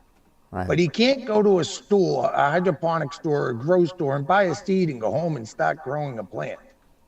You know, it's to me, it's backwards. No, absolutely. But there is a world market. You can get seeds online. I interviewed a guy who they do this, so I know that they're out there. But I also know that 10 seeds can cost a couple of $100 too. Well, we've been fortunate. We've never bought a pack of seeds, and we have some great donors from all over the world that sends us seeds. That's awesome. A couple in-house breeding programs. But there's a guy, Ian Slazenger from Purpose Genetics, that he's a very close friend of mine, and he's the founder of Seeds for Vets. He took the time and all the energy involved, and he made a couple of strains for vets. You have the Warrior Kush, the Warrior Tonic, which is a 1-to-1. the Blueberry Tonic, which is a 1-to-1, and he just came out with a Maiden C Tonic, which is a very high CBD plant.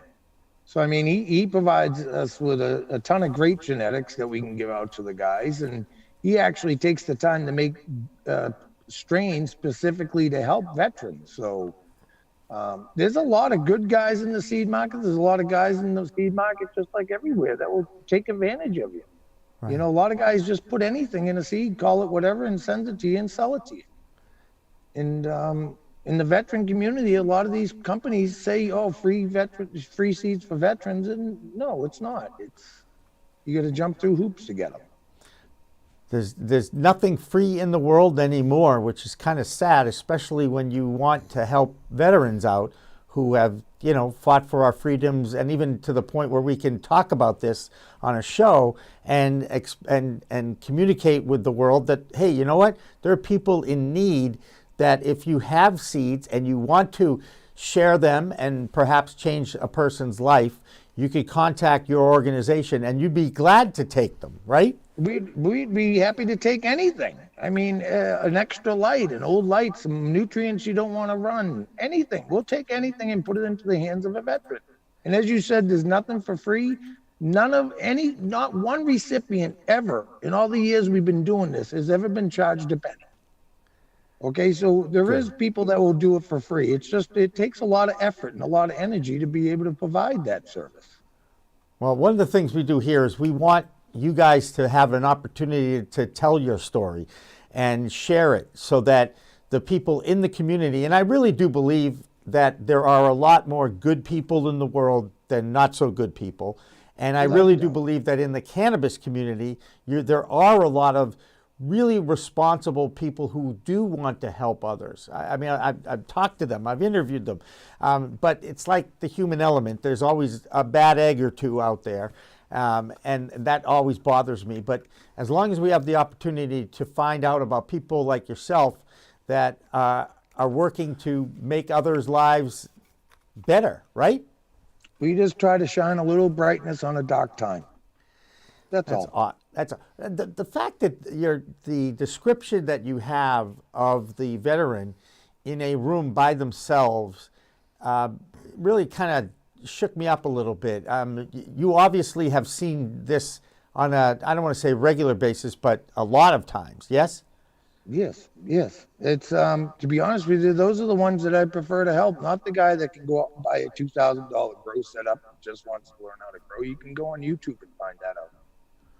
You know, you make a good personal relationship with a guy when, you know, they're just having a little bit of a hard time, and you just offer a hand up.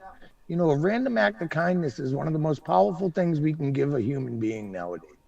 And by doing that, I've had these guys that we've helped out years ago, their donations to our cause right now is mind-blowing. It is the gratitude they show us by their donations, because they've really realized how much their lives has changed. They got their lives back, a lot of these guys. A lot of these guys were just surviving, and now they're actually living. They have jobs.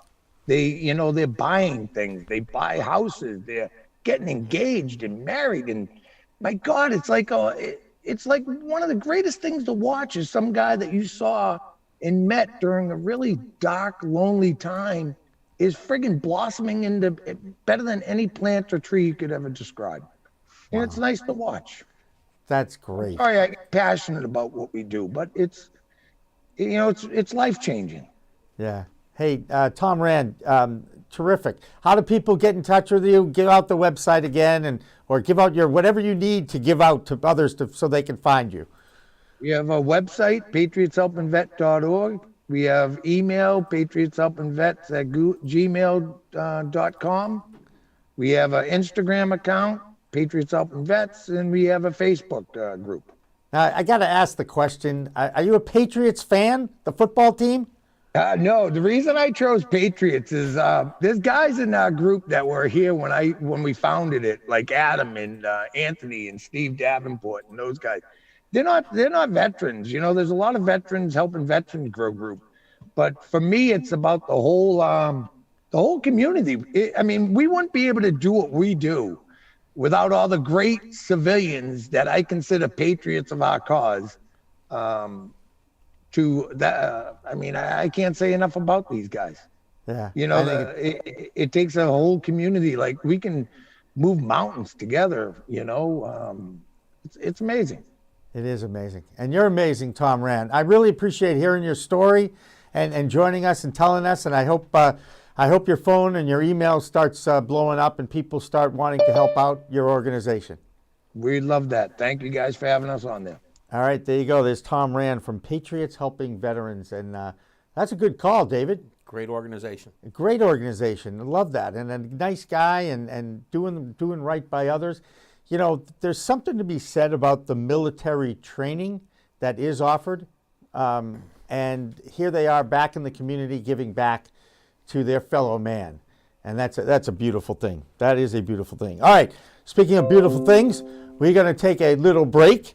And then when we come back on the other side, we'll talk to one of my favorite people in the cannabis industry. Her name's Dr. Marion McNabb. Matter of fact, I know she's in demand pretty much everywhere in the state because of the dedication that she has to this cause as well. So we'll be back with more of Cannabis Chat with David Rabinovitz and myself after this break. Don't go away. We are Pro Cannabis Media.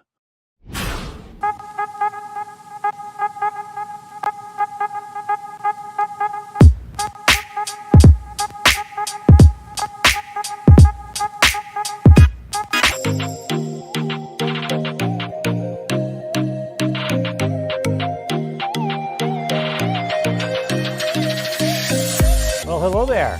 Here we are again, another live stream from the new studio of Pro Cannabis Media. This is Cannabis Chat, and I'm Jimmy Young.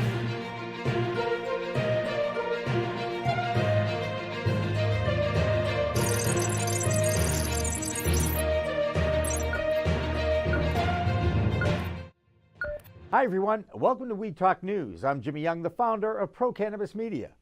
And I'm Kurt Dalton, the founder of Cannabis.net. Every week, Kurt and I get together to review some of the biggest stories in the cannabis industry. He and I talk about them. We have a few comments, and then we get reports from Canada, New York, and Washington, D.C. And this week's no different, Jimmy. We finally have Vermont moving toward recreational cannabis with retail opening in their state. We have an old state and a new state, Colorado and Illinois, both setting cannabis sales records in July, as well as multiple efforts to legalize the cannabis plant in America, including our friend Steve D'Angelo getting involved. But first, let's go to Deborah Borchardt in New York to check on the financial weed scene. Deborah? Thanks, Kurt. Thanks, Jimmy. Well, things seem to keep going the wrong way for Charlotte's Web.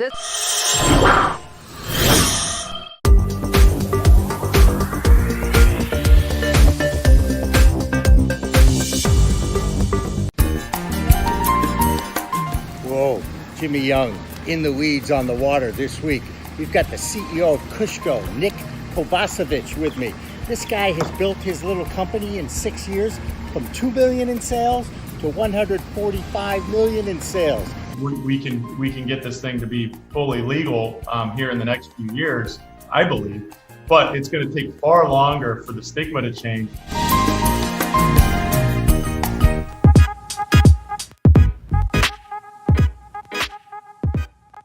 I think you guys are the pro-cannabis story. And I love Pro Cannabis Media. Hi, I'm Jody Roberts with Eastern Security Safe, and I love Pro Cannabis Media. Hi, I'm Laura Beener. I'm the president and co-founder of The Healing Rose, and I love Pro Cannabis Media. It's been such an integral part of our success here at The Healing Rose. And you know what? The best media company out there is Pro Cannabis Media. Look out for them. They'll make you famous.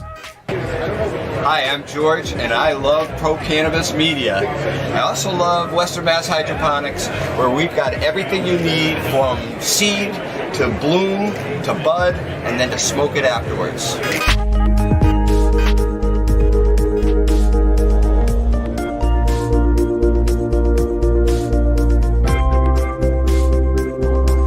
And we're back. Hey, we're back live here on Cannabis Chat for a Friday afternoon. A reminder that Mondays, Wednesdays, and Fridays, 4 p.m. to 6 p.m. Eastern Standard Time, we're live in this studio. I give an opportunity for the cannabis industry to have a friendly place to tell their stories and share their stories about this amazing plant that has saved and changed so many lives. David Rabinovitz is joining us in studio every Friday. We call it the Green Rush. We do focus on the business of cannabis. And one of the greatest businesses of cannabis is in the research world. And when it comes to research and it comes to cannabis, there's only one person I think about. It's Dr. Marion McNabb. And I got to tell you, Marion, you are one of the, I think there's 3 or 4 others out there that have now been on In the Weeds with Jimmy Young, We Talk Live with Kurt Dalton and myself, and now Cannabis Chat. So I embrace you like I wish I could on Boylston Street like we used to do. Good to see you. Yeah, I think I was one of your first speakers on one of those. Yes, you Does were. she get like an SNL smoking jacket now? What's that? You know, the Saturday Night Live smoking jackets after you've hosted 4 times? Oh, I didn't know that they did that. All I know is when it comes to jackets this weekend, the only one I'm really want to even talk about is the green jacket. The Masters is going on. And don't anybody tell me what happened in the second round, please, because I've recorded it and it's something I enjoy watching. But Marion, let's talk about your research, because I understand it was featured on a great webinar that I took in by this new magazine called Cannabis Science and Technology. Tell us about how all that came about and how amazing is it for you to get recognition for the research you've been doing on veterans. Yeah, thank you. And thanks for having me on today, Jimmy and David. Yeah, I'm very excited this week. So last year we conducted, together with Stephen Mandile and Ann Brum of Joint Venture & Co., alongside UMass Dartmouth, the 2019 Veterans Health and Medical Cannabis Study. And as part of that, project last year, we also ran the Cannabis Advancement Series, which was 6 events, bringing together researchers, policymakers, veterans, those in the cannabis community that are committed to veterans access, to have 6 events discussing how we could advance access and reviewing some of the research findings that we had. So we got in touch earlier this year with Cannabis and Science and Technology magazine, Meg LaRue and her colleagues. And over the last several months, we've put together and in partnership a new supplement to the Cannabis Science and Technology magazine called Cannabis Patient Care. And the 2019 Veterans Health and Medical Cannabis Study, I'm very grateful that it's highlighted in this issue alongside really well-written stories and articles about, from a variety of perspectives around veterans' access to medical cannabis. So Stephen Mandile and some of the advocacy work that's been done, and veterans' perspectives from a caregiver's perspective, for example. So very thrilled and very grateful to some of the key sponsors from the study and the event where we launched this publication. So that was held on Wednesday on Veterans Day, presented the findings from the study, and then it was followed by a panel of a very meaningful panel of veterans' stories and opinions and views around medical cannabis and its benefits and where we should go from here to increase access. I'm just very honored to have worked with these colleagues who have been supported by the Thorn Law Group and others, our study sponsors, to actually make this possible. How many people were involved in your research study, Marion? So in the study, in the Veterans Health and Medical Cannabis Study, we had 545 veterans take the survey last year. A little over half of those were actually from Massachusetts, and the majority of our study partners were from Massachusetts. It's a convenient sampling approach we used.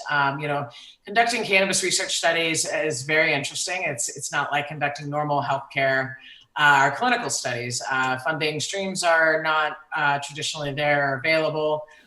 There's federal illegality, and in terms of being able to actually handle and possess cannabis or actually, so there's just a lot of challenges around cannabis research. Anyway, the way that we've conducted our studies is partner with different cannabis dispensaries and different, ancillary businesses to help us really get the word out, get veterans to fill our surveys, and then also, like I said, really bring education out there and try to bring this data forward. So again, we had 545 veterans. So that's pretty thorough. Good count. Yeah. conclusions, Marion? We know that our veterans perhaps get taken advantage of way too much by those who want to take advantage of others rather than help them. But then on the other side, there's a lot of people who go out of their way to support and help the cause. We just talked to Tom Rand for Patriots Helping Veterans, and some of the stories he was telling were pretty intense. But can we talk a little bit about what you learned from that study? Yeah, so some top key findings. Basically, in the study, we asked, what are your top health conditions? Do you consume cannabis? And if so, for what health conditions, what symptoms are you finding general relief and quality of life? What are some barriers and access issues? So within the, summarizing the findings, the top health conditions that our veterans find medical cannabis to be most helpful for are 38% chronic pain, followed by 25% PTSD, and then 9% anxiety. The veterans in our sample, really about half of them are above the age of 50, majority are white, and about half of them served in Operation the Iraq War or the Vietnam War. And we can see that we also ask, the number of prescription medications that you're taking for these health conditions. On average, it's 4.1. And what we found was that, 78% of the veterans in our sample reported that they use medical cannabis to reduce the use of unwanted or over-the-counter prescription medications. And in fact, this is, to me, a public health emergency in some ways and a call to action because in addition, 30% of the veterans in our sample said that they have prescription medications in their house that they do not use and that they would like to get rid of. Building upon that, let me just pull up the numbers. A lot of the veterans in our sample are, in fact, using, as I said, using medical cannabis to reduce over-the-counter prescription medications, but 87% report, or those specifically with PTSD in our sample, report using alcohol much less or less now, using opioids much less or less now, and 72% report using prior non-opioid medication much less or less now with the use of cannabis. 67% report using tobacco less, and 96% report a greater quality of life now with their medical cannabis use. So what we're finding is that veterans are preferring to use medical cannabis for particular health conditions. They're preferring the use of medical cannabis over some of these prescription medications that often have side effects that are unwanted, and you have to get another prescription to deal with those side effects. And what we are also finding is that veterans are spending a lot of money out of pocket for medical cannabis. It's not covered by health insurance, and cost was reported as the top barrier. Wow, that's a lot of information as usual, Marion, and I appreciate that. Some fascinating stats. 67% have given up smoking. Or they use tobacco less or much less now. Wow. Maybe not fully given up, but report. And those are specifically among those with PTSD. Among those nationally that use tobacco less is 63%. So veterans with PTSD are more likely to report using tobacco less with use of cannabis. Can you go over the symptoms of PTSD? For instance, if we know a veteran, what would we want to look for just in case, to learn a little bit more about how to identify it? Yeah, so actually we described this in the publication. So there's a whole section in the article that I wrote that describes the current treatment of PTSD, what are the symptoms, and how it's often managed clinically. There's a wide variety of symptoms, and I think PTSD also, there's a scale that the VA uses to actually document the severity of PTSD. And we asked those questions in our study as well to understand so that we could translate that information to the VA and saying, self-reported PTSD symptoms, according to the scale that you use, is in our sample as well. So these range from like anxiety, depression, insomnia, nightmares, flashbacks, triggers around loud noises, memories that pop up and persistent and hard to stop the reel, so to speak. Just heightened awareness and anxiety. And it's also important to note, I mean, veterans obviously have disproportionately impacted by PTSD, but PTSD is obviously a condition that impacts the general population as well. These findings of medical cannabis having its benefit for PTSD in veterans also, we should be continuing to look in the general population of those who suffer with PTSD. Go ahead. No, you don't have to be. The other thing is you don't have to be a veteran to have some kind of a traumatic injury or an event in your life. So PTSD is not strictly for veterans, right? Correct. Exactly. It's basically post-traumatic stress disorder. So anybody experiencing any kind of trauma, witness in a difficult situation, in combat situations, obviously, but first responders, healthcare providers, people with sexual trauma, physical abuse. There's obviously a wide range of people that could be impacted by PTSD. Which is kind of sad, obviously, because there's too many of them out there. Let's talk about this horrible virus that's around that's keeping us all from being in the same studio, among other things. There's been a lot of research done on COVID and cannabis. One particular gentleman, researcher we got to talk to was out of the University of Alberta at Lethbridge, Dr. Igor Kovalchuk.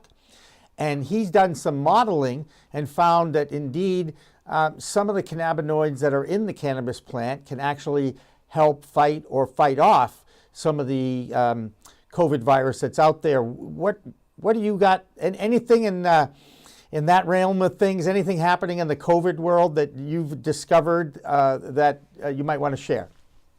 Absolutely. When COVID-19 hit, we very quickly pivoted to work with UMass Dartmouth to launch the COVID-19 medical cannabis and cannabis consumer study.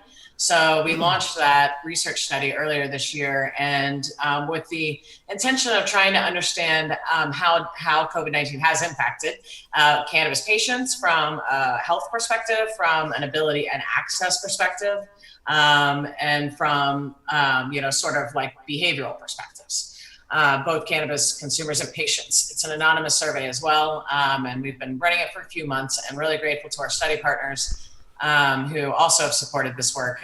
We couldn't do it without them. So we are still in the process. Our study is going on until August of next year, and you interviewed Dr. Igor, and thank you for introducing me and providing his information, because he is now going to speak at an event that we're running. That's great. As part of our study, I can dig into some really interesting findings that we have so far on how COVID is impacting consumers and patients. But I put together an event on December 2nd. I want to make sure I get it right. I can also post the event link. It's on a Wednesday, and we have invited about 7 different researchers from a variety of perspectives that are looking at cannabis and COVID. One is Dr. Igor and his modeling.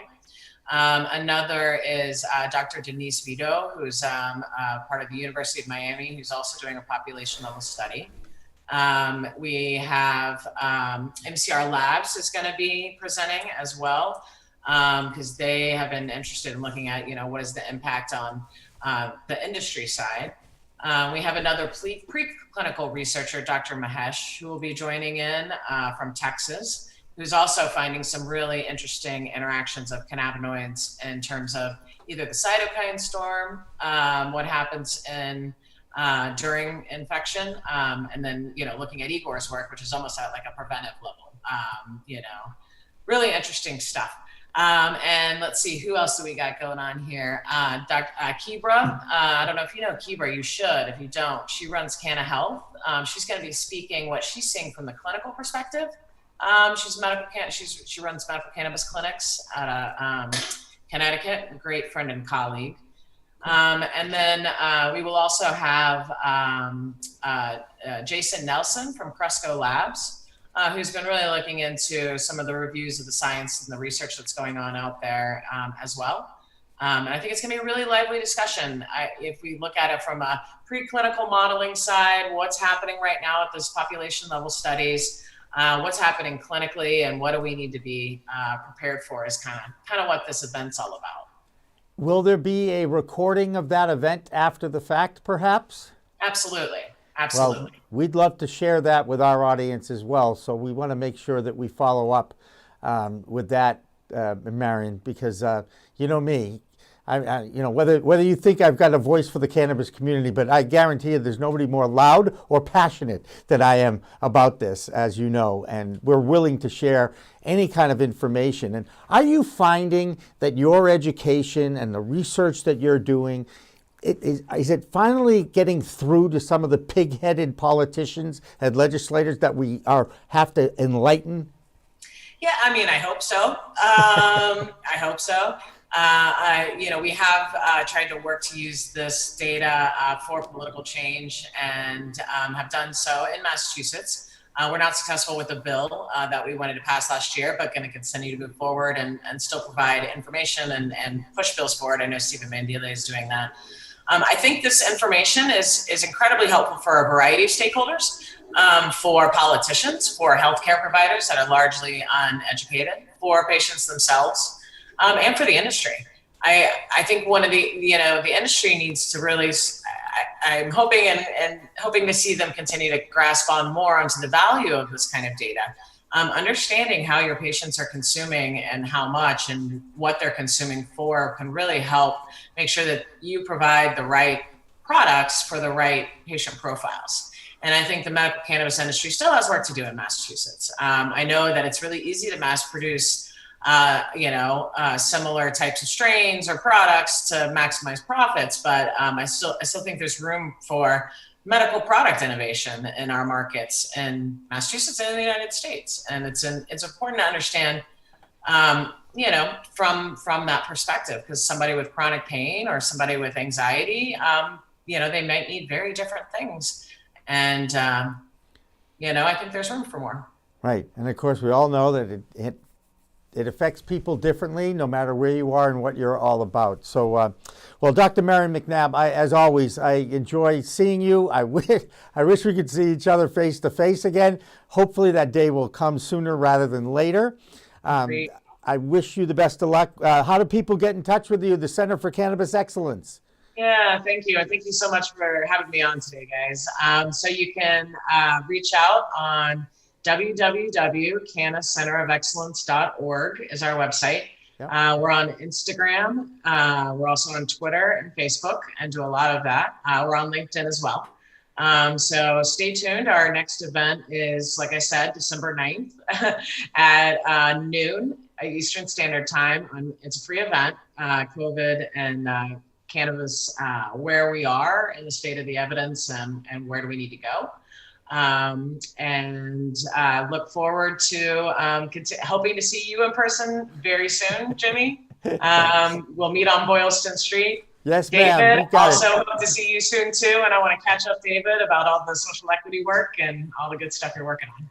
Marion, if you send me a link with a quick blurb, I can get that out in my weekly communicator, the SEs and EEs. Oh, cool. Great. Thank you. Appreciate it. And I'll just keep talking about you. All right, Dr. Marion McNabb, thank you again. Great to see you. And we look forward to a continued relationship and always am fascinated by your research and your hard work on the cause. So thank you. Yeah, thank you. Y'all have a great evening and great weekend. Thank you so much. I'll tell you, I forgot. I forgot that I had introduced Dr. Marion to Dr. Igor. And that was a funny reminder. It's nice. Thank you, Isabel. Isabel booked Dr. Igor, so I want to do a shout out to her. as well. And I think now we've got a few FODs. Do we have one? We have FODs?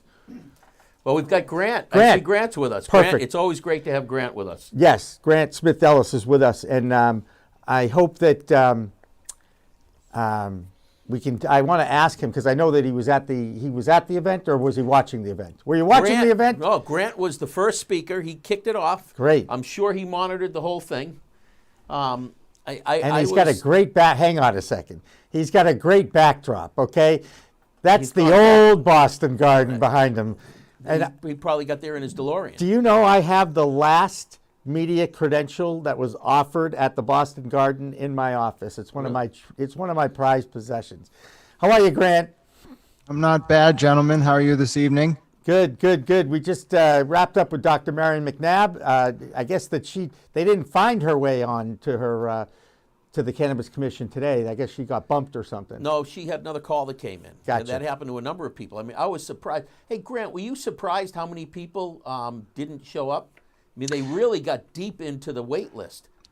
They did. It was very interesting. There was obviously a litany of impassioned testimony in favor of the equity delivery proposals. But even going into the wait list, something I noticed that was really interesting, 17 or 18 names came off the wait list, all of them in favor of delivery equity and the proposed delivery operator model. So it shows you not only were people coming out to testify for this, they were willing to sit there for 6 hours on the wait list and then speak at the end in favor of it. So truly very impressive.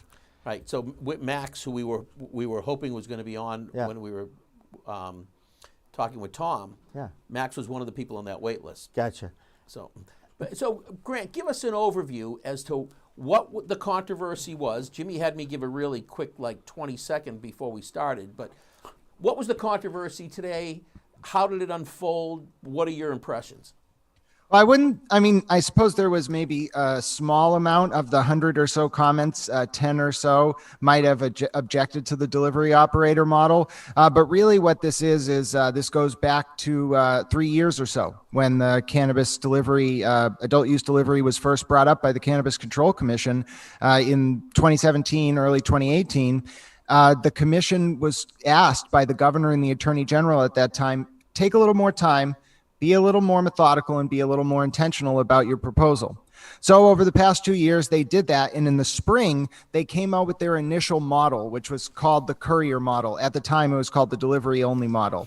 This model would have basically had equity delivery companies working as an Uber Eats courier for brick and mortar stores.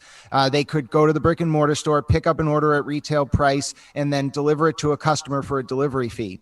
That model, a lot of applicants began to say was problematic. In particular, the folks, as you all know well, at the Massachusetts Cannabis Association for Delivery, Aaron Goins, Janelle Goins, Christopher Fervray, they started noticing what was happening when that model, the courier model as it's known, was rolled out. What was happening was that dispensaries were not only telling these equity delivery companies, we're going to take all of the profits on the retail sale when the delivery happens, they were then saying to them, and if you want to do courier deliveries for us, we want 9.9% of your delivery company. So that is what caused the commission to say, I think, hold on, that's a problem. And so the commission said, to remedy this, let's create a second type of delivery license called the delivery operator model, which allows delivery companies to purchase product at wholesale, store it in a vault, deliver it directly to consumers. The controversy, to get to your question, was that dispensaries feel that the delivery companies, the equity companies, should only be able to be Uber Eats couriers, and they tried to sabotage the rollout of the delivery operator model by telling towns, of all things, that the delivery operators would be able to deliver to towns with a retail ban, even though that was completely false. Right. So there you go. This is really, Grant, tell me if I'm far off the mark here. This was like Reefer Madness 2020. It was play on fear, play on lies, right? Feed lies, play on fear, and then and really hype up the fear by saying, and you're going to lose all your marijuana tax revenue when these folks do this. What's the end game here, Grant? What is a fair plan that everybody can live with? I think what the commission has done, which is a 3-year equity exclusivity period. which only social equity and economic empowerment applicants can get delivery licenses, and then both the courier model and the delivery operator model. What this allows is those dispensaries who are non-equity and want to do delivery over the next 3 years, they're going to have to give a pretty good deal to equity delivery companies now if they want to compete in the delivery marketplace. So that's how it's fair. Yes, the dispensaries are not going to get all the profit on every sale anymore, but everyone has an in, and then in 3 years, those delivery dispensaries can run their own delivery companies. All right, now we have James Winokur, who's one of the principals at Berkshire Roots. He's going to join us in just a minute. Grant, can you hang out and you can join in the fun? Yeah, let's. Do you mind? Is that cool? Yeah, sure. All right, terrific. We're going to take a quick break, and then when we come back, we'll talk with James Winokur from Berkshire Roots, and Grant Smith-Ellis will hang out with us, and we'll have a good discussion. And I think it's great that we've got James willing to come on and talk to us about this. We'll be back with more after. We are Pro Cannabis Media.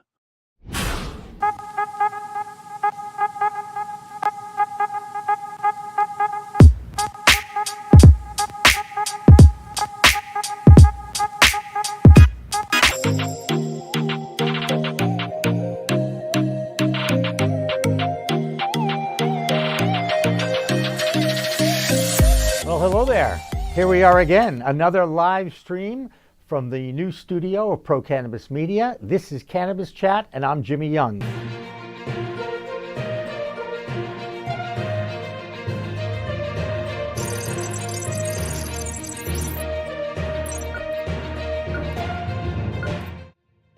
Hi, everyone. Welcome to Weed Talk News. I'm Jimmy Young, the founder of Pro Cannabis Media. And I'm Kurt Dalton, the founder of Cannabis.net. Every week, Kurt and I get together to review some of the biggest stories in the cannabis industry. He and I talk about them. We have a few comments, and then we get reports from Canada, New York, and Washington, D.C. And this week's no different, Jimmy. We finally have Vermont moving toward recreational cannabis with retail opening in their state. We have an old state and a new state, Colorado and Illinois, both setting cannabis sales records in July, as well as multiple efforts to legalize the cannabis plant in America, including our friend Steve D'Angelo getting involved. But first, let's go to Deborah Borchardt in New York to check on the financial weed scene. Deborah? Thanks, Kurt. Thanks, Jimmy. Well, things seem to keep going the wrong way for Charlotte's Web.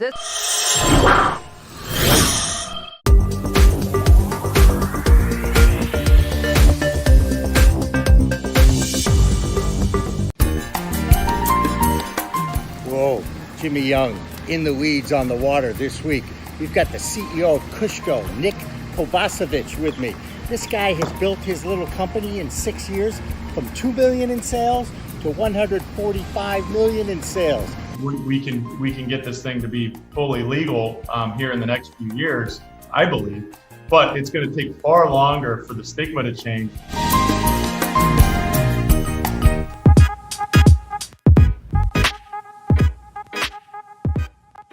I think you guys are the pro cannabis story.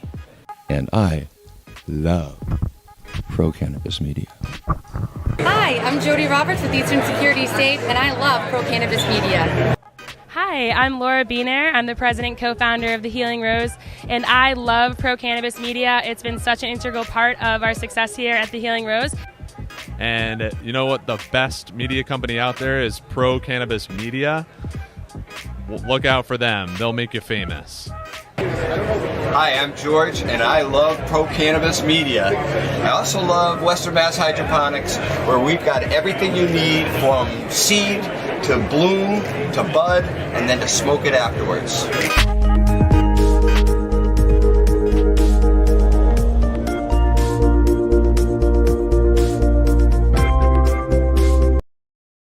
All right, we're back. Welcome back to the final half hour of Cannabis Chat for a Friday afternoon. I'm Jimmy Young. I'm joined by David Rabinovitz every Friday. And a reminder once again that from 4 to 6 p.m. on Mondays, Wednesdays, and Fridays, I'm in this chair. On Mondays, we talk about cannabinoid medicine with our friend Alyssa Merrill from flowerandtonic.com. Wednesdays, we call it Professor Weed Wednesdays, but I'm getting some pushback on that. I'm hearing that maybe it's Cannabis Universe or Cannabis University Wednesdays.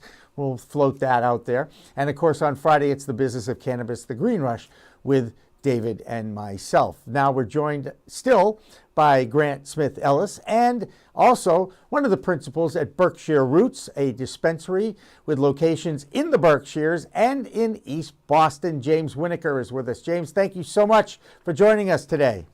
Thank you for inviting me. I appreciate it.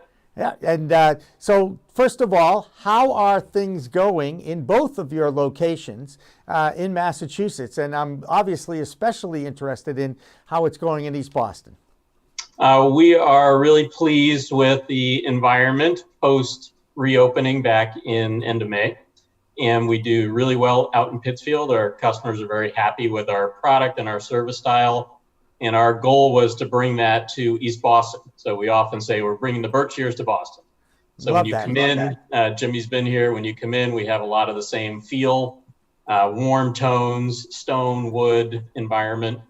And we've become kind of the neighborhood bar. If, you remember the old TV show Cheers? Yeah. So Pittsfield's, big operation, lots of people come through. East Boston, we see people more frequently like the neighborhood bar. Hey, do me a favor, because I actually was out in the Berkshires a couple of weeks ago, and I just drove out to Mount Greylock, drove up and back, and took a few pictures, and it was just a nice leaf peeping weekend, if you will. Where in Pittsfield are you located? There's a main area in Pittsfield called Dalton Ave. Yeah.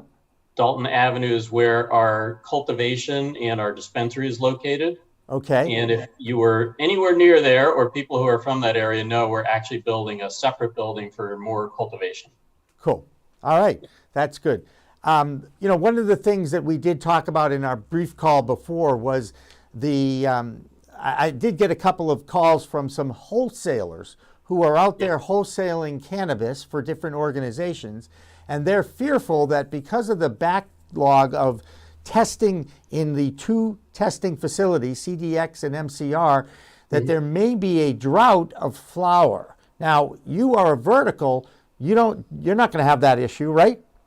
Well, we actually do both. We wholesale out and we bring goods in because we want to bring that variety, fill some categories maybe that we don't produce products for, different flower types. So we're in the same, ball game as everybody else, finding products and selling products. There you go. Okay, there you go. And you're not fearful that we're looking at a drought because of the demand during the COVID pandemic and the fact that we may actually be going back indoors again. You're not fearful that you're going to run out, right?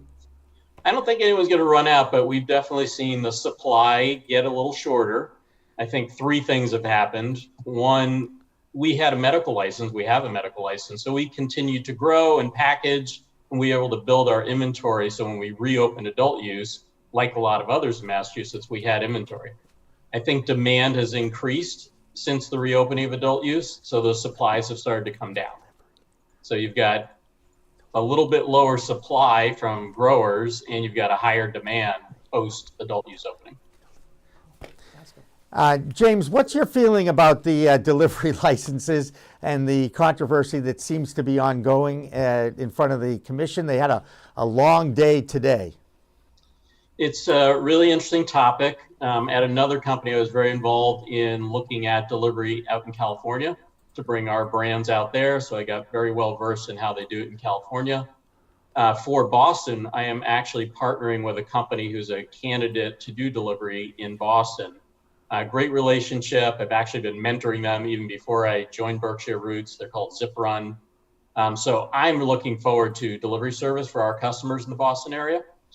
But we did see this expansion of how that would work. And I think there'll eventually be a balance of how that would work. So if you're a retailer like us who's got a store, obviously those of us who have that investment, staff, brick and mortar are concerned about a competitor having a little easier time and less investment. I do think the pie is big enough for everybody, and eventually we'll figure this out so it works for everyone. But I'm working with a company that we fully expect to get a delivery license, and we'll be able to deliver in Boston. Good, David. So, do you think it's going to have a big impact on your business? Will home delivery take a bite out of your walk-in revenue, or do you think it's just going to expand your ability to serve customers? I believe the pie keeps growing in cannabis. So I think we'll see people who want to come in. We offer a lot of guidance. One of the things we're known for at Berkshire Roots is our great staff, knowledgeable staff. So people are still learning. They still want to come in and talk to someone. The convenience of home delivery is something we want to offer, and I think expands the pie. The jump with the CCC regulation is allowing those delivery companies to buy wholesale as if they're, if we're Berkshire Roots providing wholesale, they're buying directly from us. That's the same as if we were selling to another retailer. But if you're a standalone retailer, you're not a cultivator, then it's a direct competitor. So there's some compromise that needs to be found there. Grant, I'm sure you have a question for James, and I love putting you on the spot because I know you can handle it. No, I wouldn't say it's a question. I think first, if you're wholesaling to another retailer, that's wholesaling to a competitor. So you may as well wholesale to a delivery operator because you can make money and they're coming to the market. And I think that's where we're going. My feeling on it is that if you are a responsible business owner and you're not being predatory with your relationship with a cannabis courier, I think that's healthy. That's where the market should be at. My worry was that in the absence of the delivery operator license, brick and mortar retailers had no incentive to do anything but be predatory, because in 3 years, as long as a dispensary owner has less than 3 adult use brick and mortar locations, they can get their own delivery license. Right. So that was the balance I thought needed to be struck, and I thought they did it. I thought the cap was intelligent, and I think they'll keep looking at it. So I guess we're on a similar wavelength. I think they're moving in the right direction, and I'm happy they did so. Yeah, I think you hit the nail on the head there, Grant. Is a lot of the concern isn't so much about short term, whether it's a 2-year or a 3-year runway for social equity, economic empowerment. It's what happens after 3 years. And do those companies get absorbed by larger out-of-state companies or in-state companies? And now it's a different ballgame. One of the things you mentioned, James, in a statement earlier was the growth of education that you guys are still finding. People want to come in and learn about this plant. Yes. What are some of the outreach? Do you have an outreach program? I'm sure you have some kind of a community outreach, because I think that's part of the licensing, right? It is. I think we Berkshire Roots do a lot more than even what we committed to. So of course with COVID, it limited us in terms of events or ability to go out. So we've done different things online, but we've gotten involved in 2 programs I think you'll be interested in, Jimmy.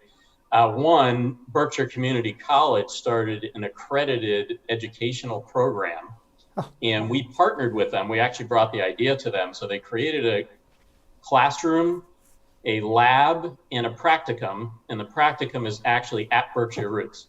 So we've had a first class of students come through the program, work in our facility, and we ended up hiring 6 of the students that came through that program. I love hearing that. I just want to say, I love hearing that, how education and expansion can lead to job creation, because this is what's bugged me the most about our federal government, is that one side of the aisle is counting the word cannabis and comparing it to jobs, and they can't quite understand that cannabis and jobs should go hand in hand. Let's just say. I had to make that statement. Yeah, no, I was really proud of our team. Our community outreach and training manager, Maya Richards, has been in the Berkshires a long time. Great cannabis knowledge. She brought that to the Berkshire Community College.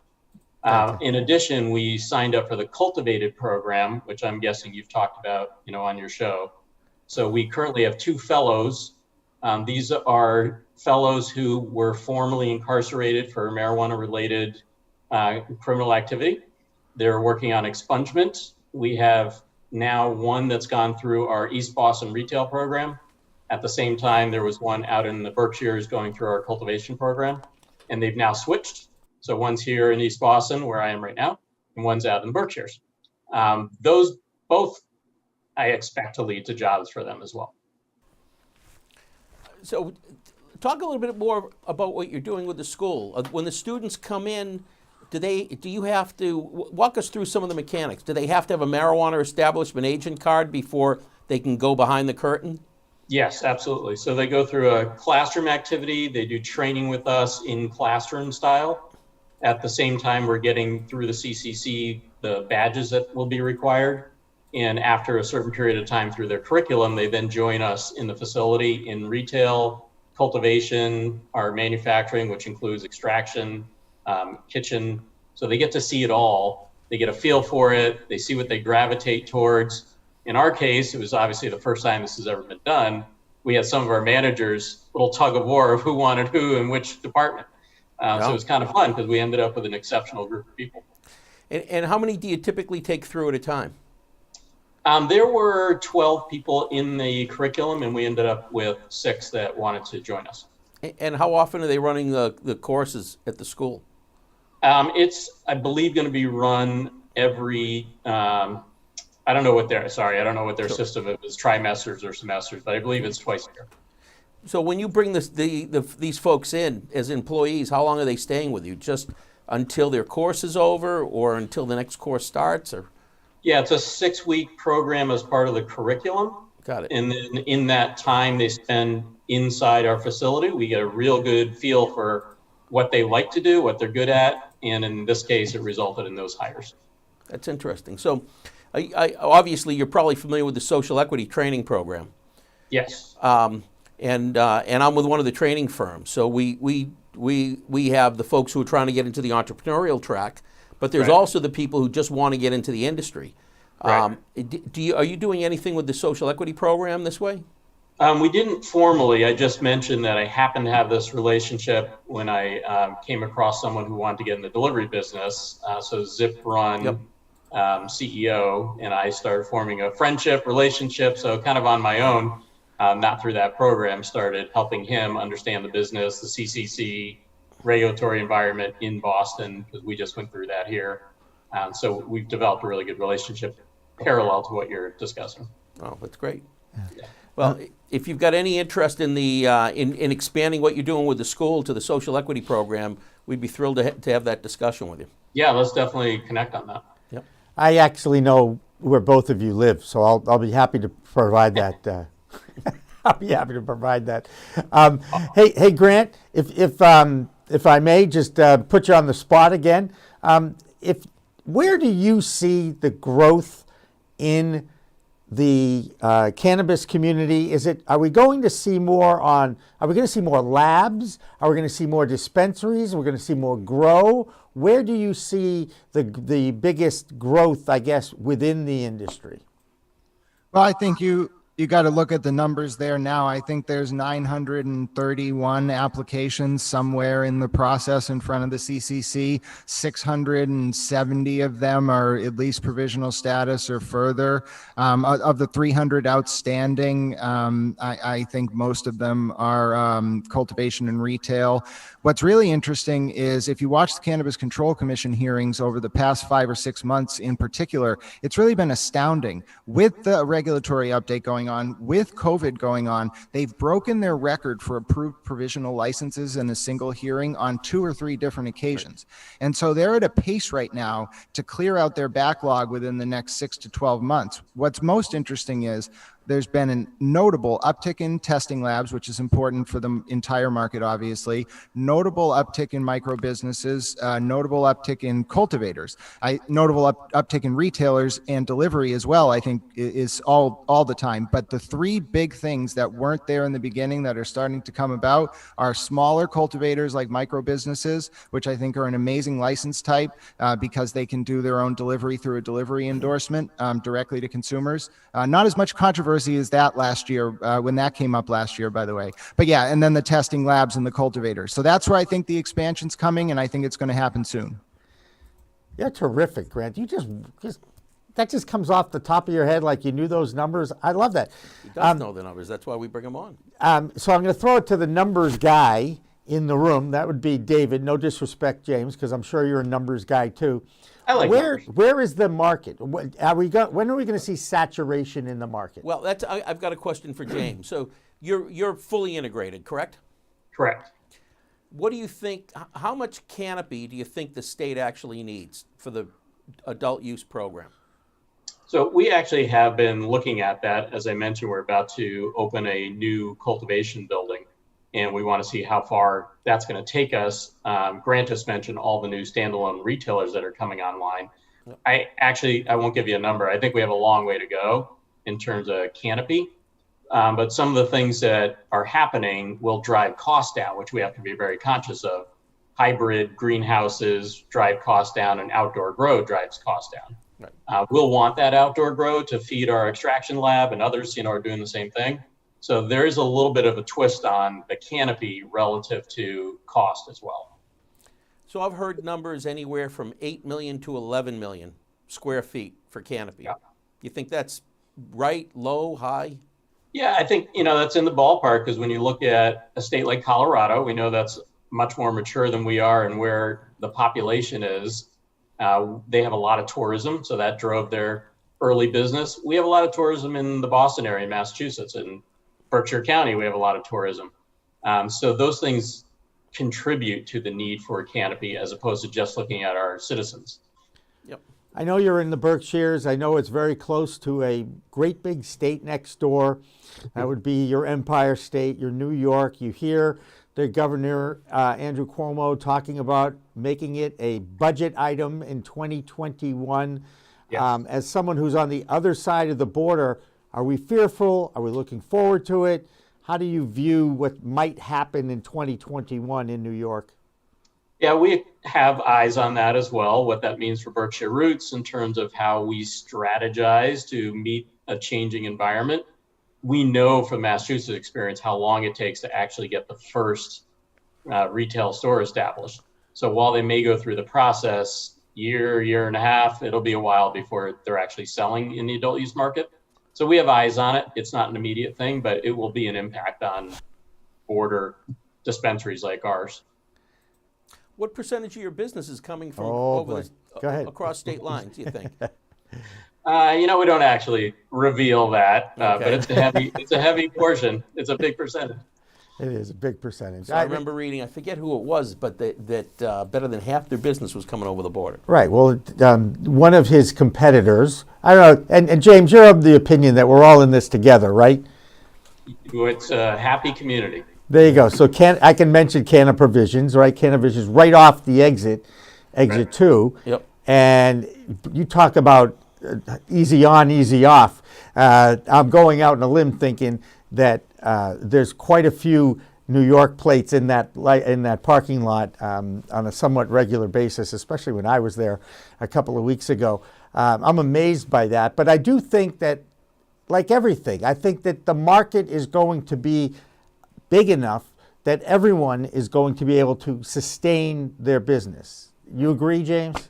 Yeah, I mean, the other thing, as I mentioned with Berkshire County, and especially the Pittsfield area where we are, it's a big tourist area.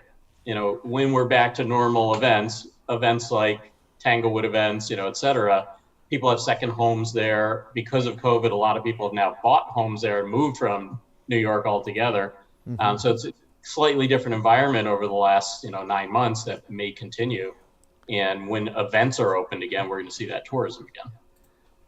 It is so important to have tourism, not just but I will say this about the Berkshires. You don't have to get on a plane to get to the Berkshires if you're on the eastern part of the state. You really just could get on the Pike and go west. And there's still a lot of people that are discovering the Berkshires as a destination for an escape from the city, not just New York, but also Boston.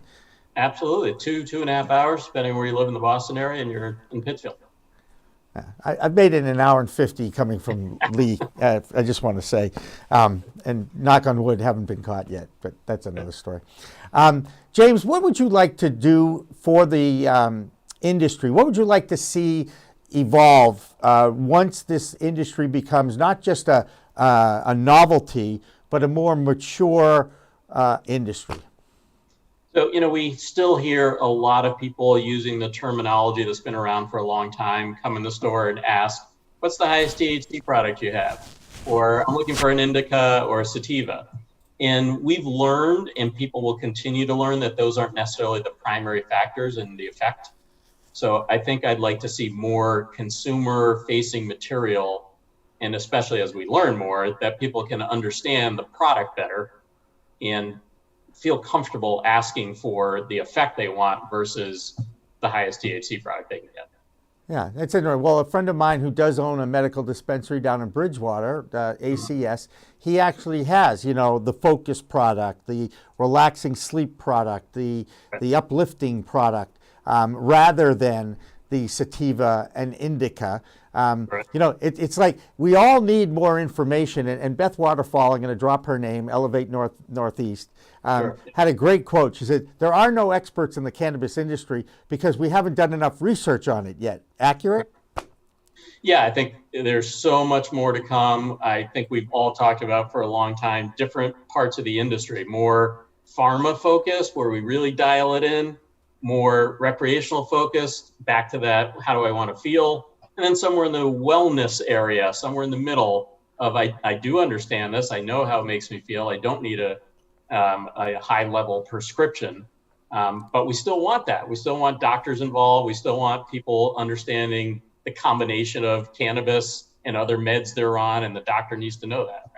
Right. And that is something that is being talked about more, and perhaps even inside the medical community, getting continuing education for MDs so that they can become more comfortable with the product and the medicinal elements that it has. Right. Yeah. Cool. All right. You got anything else, David? I'm putting him on the spot. All right. Let's go around to Grant. I may have another one, but let's see what Grant has. Oh, there you go. We could put Grant on the spot. You can't put Grant on the spot. He's always 100. He'd on. Come up with something. I know. Well, no, it's Friday. Well, it's not just that. It's been such a long and arduous process with regards to these regulations in so many ways. And I think it's easy to forget when, it's easy to find a hot button issue and look at the interesting sides of it. But the regulatory update over the summer was much bigger than delivery. It included changes to medical and the amount of plants patients can have and things like that at their home grows. And I think that's really the key insight. We're at a point, we're at kind of an influx point in the progression or the rollout of adult use cannabis in Massachusetts. And the commission has even said they don't plan on doing any more regulatory updates for a while. So what we're really going to see is what I think a lot of people want, which is there's now going to be an opportunity to see what happens as more and more licenses go from provisional to final, as there's more competition. I realize there's an issue with the Oregon model where there was a substantial decrease in price, but at the same time, the national average for an ounce of top shelf marijuana is $320, and Massachusetts is closer to $340, maybe even $350 now. So I think there's room for the price to go down. The other thing is, you're all free market guys, I'm sure, Keynesian, so maybe you can explain this to me. Why should the government play a role in price controls? I don't understand from a free market perspective. I get it as a Teddy Roosevelt style trust busting bull moose adherent, because I want the government to serve in that function to break up monopolies. But why, from a free market perspective, do you feel comfortable with the government functioning as a way to control the price? James, we're going to let you take first crack at that. Yeah, then I'll jump in behind him. Yeah, thanks, David. I think some years ago, we saw what happened in the Western states. For example, when they combined the medical and recreational program, they had different tiers of licensing. And with the oversupply, they'd given too many licenses for cultivation. That price dropped dramatically. So the only reason in that case that you want the government involved is because they actually didn't do a good job in the first place. So then they had to fix it. So, I hope that doesn't happen here, where we do get that pendulum swinging too far one way or the other based on the rules. Yep. Can you read that? Yep, I can. But look, so I'll give you a couple of other thoughts on this, which is you look at the amount of capacity we have right now in the state for canopy, it's not a lot. When you can add in all the provisional licenses, we're probably close to half of the canopy we need. The issue is there's a lot of provisional licenses that just kind of sit there. And Aaron, who we have on the show regularly, made some calls to some of the micro licensees with provisionals. Out of, I think there were 22 on the list, he called the first 4 and he stopped. But the first 4, maybe it was coincidence, I don't think so. The first 4 didn't have their funding. I've dealt with some people who are talking to retailers. Retailers, you'd expect everybody who's got a retail HCA and a provisional will get the store open. There are people with retail provisional licenses that have run out of money. I was on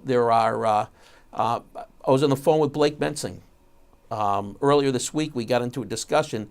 He believes about 20% of the people in the provisional pool have their capital, and the other 80% will never open. So even though you look at the canopy and you say there's a lot more canopy that's going to come online, a lot of it might not because they don't have funding.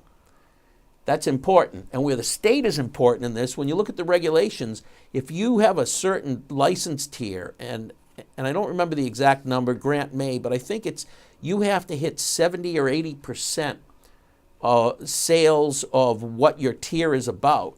Otherwise, the next year when it comes for renewal, they say we're going to lower your tier. That's the relegation. Right. But that's good because if you have too much product, you got two risks. One, prices go way down. Good for the consumer, may not be good for the industry. Right? You still want to make sure that people are going to make money. And two, when prices go too low or you have too much excess product, you have the Idaho problem, which is the Idaho State Police were constantly stopping people coming out of Oregon to move product illegally into other states. Yeah. Right? There's a David, balance. I'm And surprised, that's the regulator's role. Surprised about that 80% number of potential licensees not funded. Right. But it's tough because, the regulations require so much work and money up front before you ever get approved.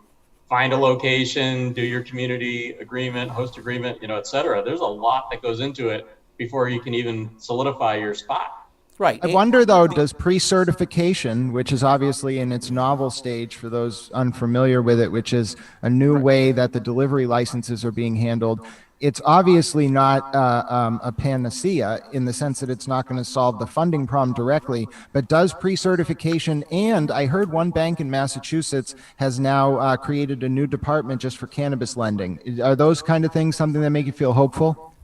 Well, the cannabis, well, go ahead, James. Well, I was going to say, I think, the pre-certification is the biggest thing. So I can go to potential investors with my pre-certification.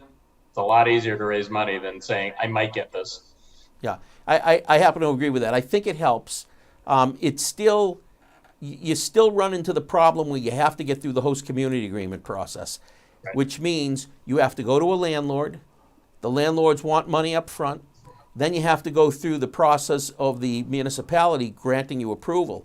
Right now, that becomes more expensive, right? And I throw that one on the CDA. The CDA has lied to a lot of the municipalities.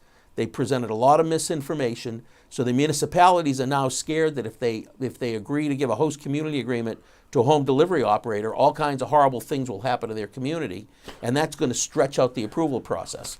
That means one of the things the pre-certification was designed to help out with is to compress the timeline to get to a provisional license. Now this is going to stretch it back out a bit. And well, hold on, David. Go ahead. As we know, there were two provisional delivery provisional delivery only or courier licenses approved just a month ago. Right. And I was very intrigued by this, and obviously it's not going to be the norm for everyone. The time from application to pre-certification was 32 days. The time from pre-certification to getting on the schedule and getting a provisional for both of those applicants was 120 days. That, I think, is a good sign. Oh, absolutely. I agree with you on that, Grant. I think it's going to move through a lot faster because when the applicant puts in for their provisional license, there's a lot less the state has to look at. And everybody I've talked to or assisted who's going through the program has been surprised at how quickly they've gotten responses. But some of that is also, you go back a year, the Cannabis Control Commission, the application queue was upside down. There were way more applications than there were licenses. Now there's way more licenses than applications. There's probably only a couple of hundred applications sitting in the application bin that haven't gotten to provisional, and you don't know how many of those have gotten RFIs, requests for information, so that it's not really on the commission that's holding it up. I think they're doing a great job clearing the queue. I don't think they've had 6 more months to get how many licenses a month do you say they're approving? 30 to 50? Well, at one point it was 72, but the average is probably 40 to 50, yeah. So at 40 to 50 a month, when you have 200 in there, it's cleared within 4 months. But not all of them are going to clear right away. You got a lot that have RFIs. I think by the end of this year, they will have cleared everything that they're going to clear quickly. James, final comments? Yeah, I just want to go back to, the idea of getting a new license type like delivery. I happen, as you know, been involved with one of the companies trying to do that. And it was a long period of time where they were told the application's coming. So they couldn't even apply for a long time. Yep. Then the application was pulled back and they said, we have to redo the application. And then they decided to add a different license type. So they're still not convinced they can get through the process. There you go. Well, that's James. It all stretches out. James Winokur from Berkshire Roots. I appreciate your time and taking the time on a very short. I didn't give you a lot of time to think about it, so I appreciate you coming in at the last minute, and you did a great job. Anything for you, Jim. Anything for you. I appreciate that. And Grant, as always, a pleasure. I always learn stuff from you, and you do a great job with the commission. Keep that up. David, your mind never ceases to amaze me.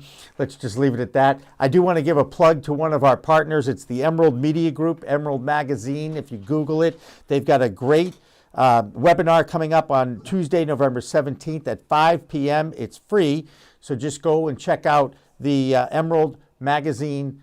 I think it's emeraldmagazine.com or Emerald Media. Just Google it. You'll find it. They do one of these a month, and yeah, somebody does their news at the top of their webinars, and he's an old guy, but once in a while he knows how to read. You, Jimmy. He knows how. It is me. He knows how to read a teleprompter. For James Winokur and Grant Smith-Ellis, thank you, Dan and Isabel, everybody on the PCM team. For David Rabinovitz, I'm Jimmy Young. Thanks for watching Cannabis Chat. We'll catch you next week, and thank God it's Friday.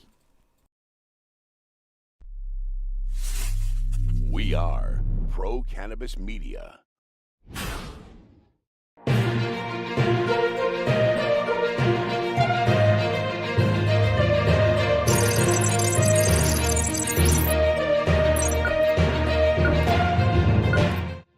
Hi, everyone. Welcome to Weed Talk News. I'm Jimmy Young from Pro Cannabis Media. And I'm Kurt Dalton from Cannabis.net. Every week, Kurt and I get together to talk about the biggest stories in the cannabis industry, give a few comments here and there. Kurt, and I got one for you. Even though pollsters have been taking a beating lately, a new Gallup poll shows more people in the United States want legalized cannabis than any other time in history. 68%. Surprised? Not really, because the job growth, the tax revenue, and once we hit 70%, what politician is going to look at that and say, nope, I'm keeping that off the ballot. I don't want that approved. So I am on the kind of the opposite side, as a lot of the figureheads have said they think it will be a slow transition to legalization. Biden's history, Kamala Harris's history. I think the opposite. This vote in December coming up, once he gets into office in January and the need for funds and tax revenue, I think it's actually going to happen really fast now, especially if the Senate ties or goes to the Democrats. Well, it all comes down to that Georgia. Now, you would think that, like you said, those numbers would be helpful with President-elect Joe Biden's transition agenda. But despite outlining social justice reform in his plan released this week, it did not mention cannabis reform or expungement of records of those incarcerated with minor cannabis possession crimes. Now, Kurt, you don't think a politician would change his mind now that he's in office, would you? Well, yes, they do. But because his vice president is one of the main co-sponsors of the MORE Act, I don't think he's going to be able to backpedal on this one. And I still think that the decriminalization was just to get the moderate voters. I think there's full legalization. And the MORE Act removes cannabis from the Controlled Substance Act, removes it. Descheduled. That is game over right there. So even if the MORE Act went through, that is the big one. That'd be great. Yeah. However, even if the House does vote on that during this lame duck Congress, it still has to go to Mitch McConnell and his boys in the Senate. And I don't see any reason in the world for them to even think about doing anything until after January. Absolutely. And we've talked about why do it now? What's the motivation, whether it's the 2 seats in Georgia or whether it's to show, really put the pressure on the Republicans who are staying in the Senate. But there must be a method to the madness to kind of get it out there so quickly and on the table. So let's see what happens. Never a dull moment in Washington, D.C., right? And never a dull moment in the markets of New York, where a major merger took place this week in the cannabis industry. Who better to bring it to us than Deborah Borchardt from the Green Market Report? Deborah?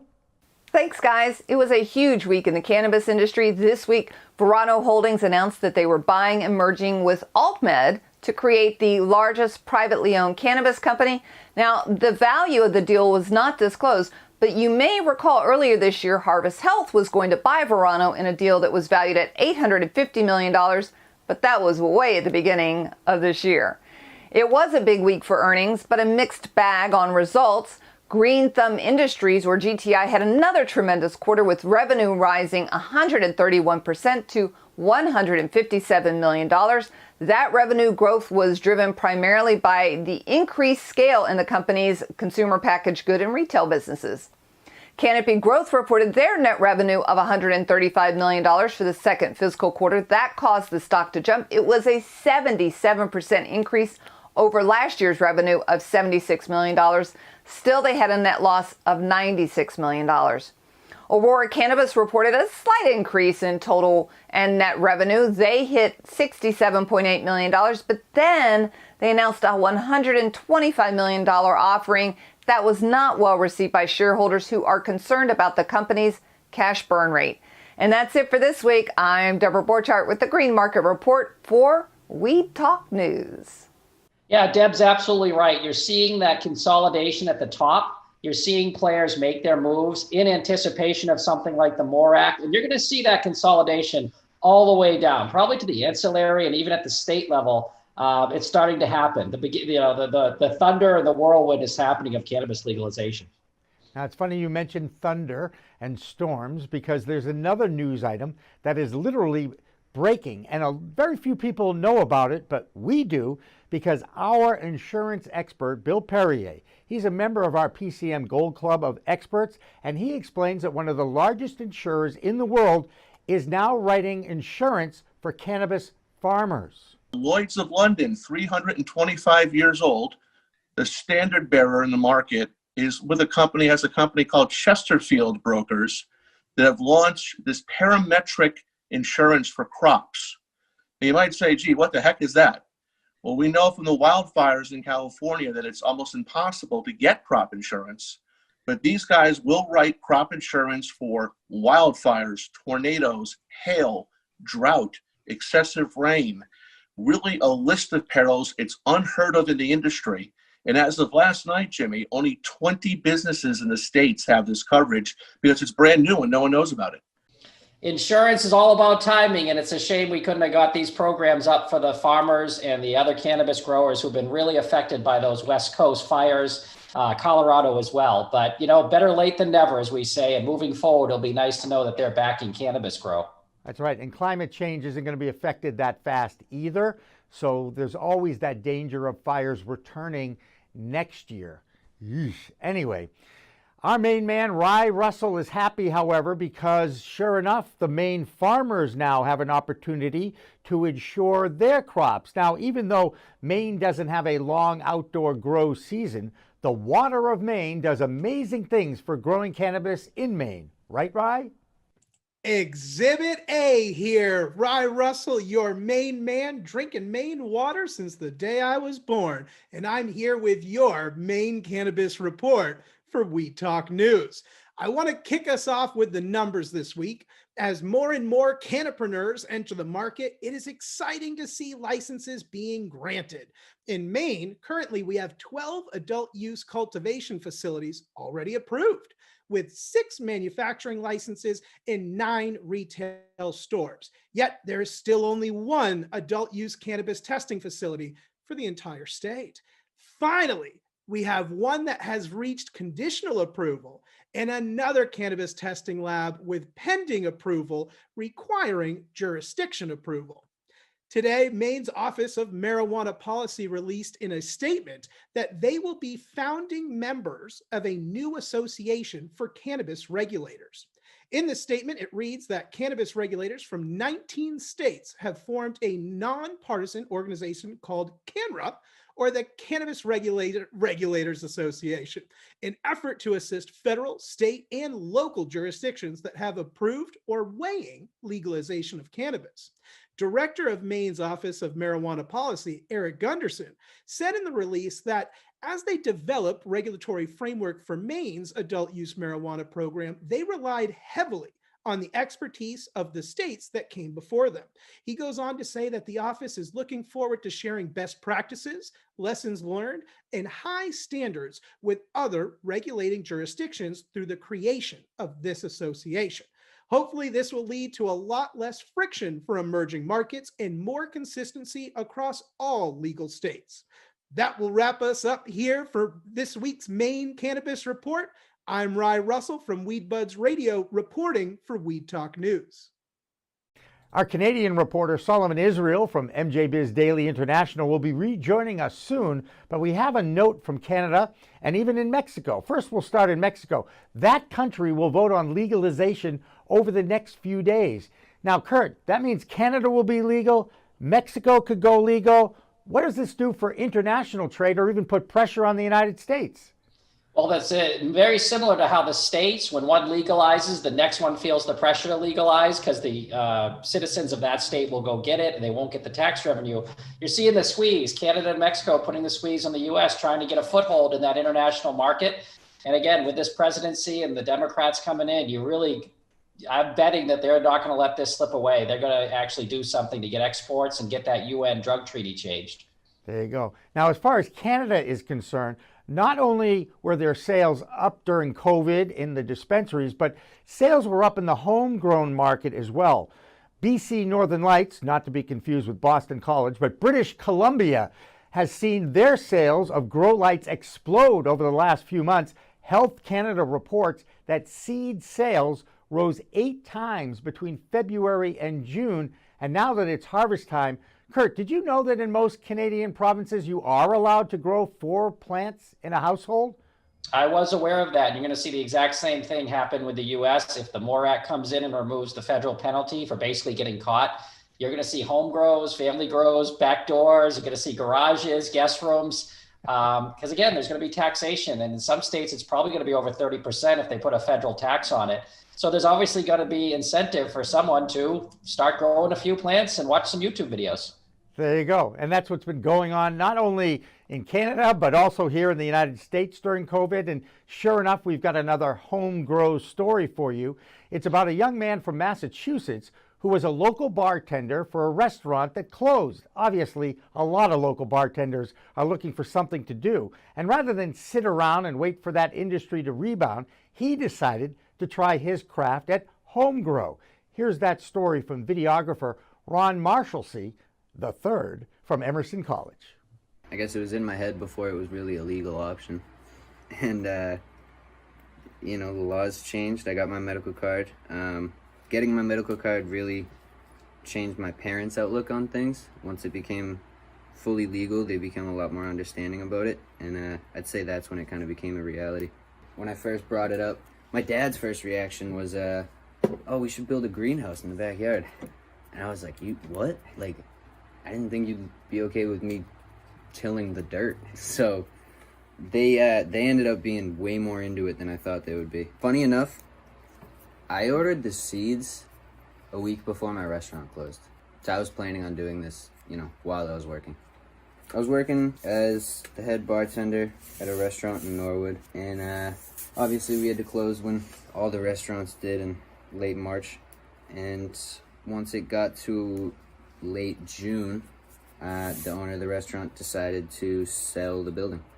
So, yeah, that was that for all the body. Jimmy, this story is going to repeat itself over and over with COVID, shrinking finances and people needing extra money, especially in poorer states. Home grow, lights, systems. Some of our articles on cannabis.net about how to grow at home on a budget are booming right now and doing really well in Google because people want to know, if you look at Google searches, how do I grow weed? How do I grow marijuana? Are skyrocketing right now.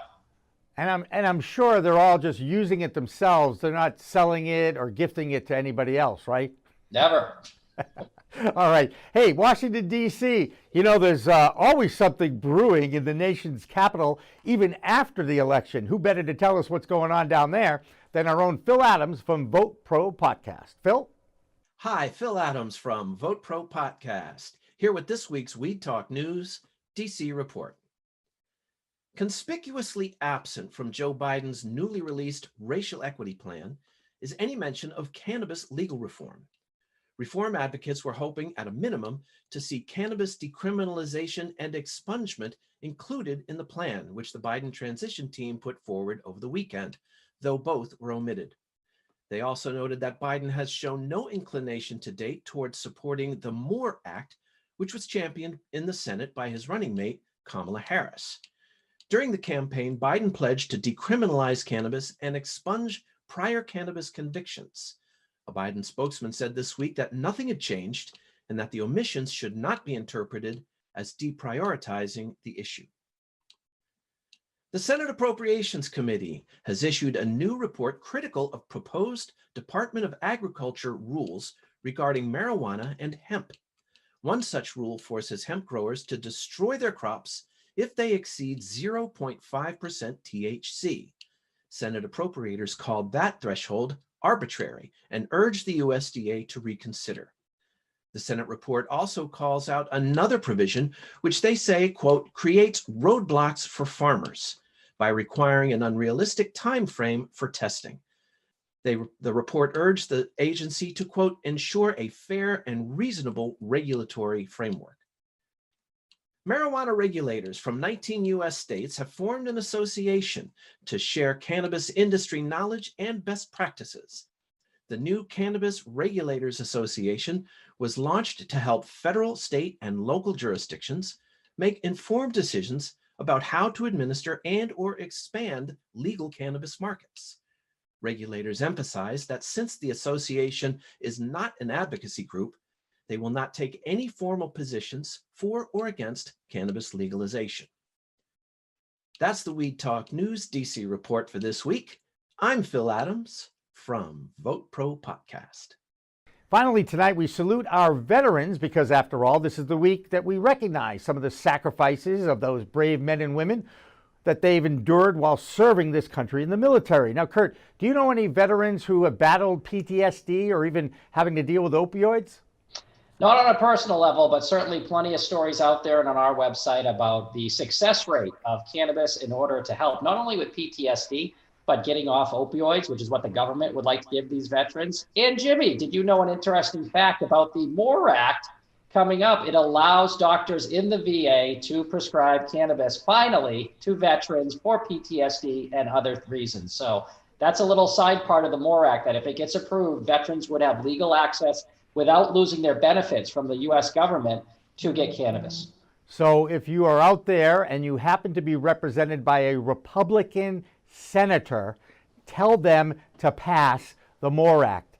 I don't know if it'll fall on deaf ears or not, but at least give it a shot. It's a really important piece of legislation that will be positive for the economy and the country. Now, there's a new publication out there called Cannabis Science and Technology, and on Veterans Day, Ann Brum from a joint venture company joined me on our Cannabis Chat live show, and she partnered with old friend Dr. Marion McNabb from the Cannabis Center of Excellence, Uxbridge Selectman Stephen Mandilli, a veteran of his own, and Wayne Smith, another veteran, and of course many more. And the 90-minute webinar focused on the treatment and experiences of PTSD and how cannabis has played a huge role in getting some of these heroes off opioids. We'll have a few of those guests on our live Green Rush show later on the PCM social media networks. Hey, Kurt, any final thoughts about this? I think it's going to be another exciting week. There'll be a lot of cannabis talk, and I hope that the MORE Act gains that momentum, not only for veterans, but for everybody else in the country. Let's get that lame duck Congress moving. All right, that'll do it for our Weed Talk News. For this week, I'm Jimmy Young from Pro Cannabis Media. And I'm Kurt Dalton from Cannabis.net. It's a whole new world of weed out there. Use it responsibly. Thanks for watching. Thanks for listening. Weed Talk Now, Weed Talk News, and In the Weeds are all available on most major podcast distributors like iTunes, Spotify, Google Play, and our friends at clnsmedia.com and our flagship, Cannabis.net. So subscribe, share, and like our videos on all the social media networks out there, including LinkedIn, Twitter, Instagram, Facebook, the WeedTube, and YouTube.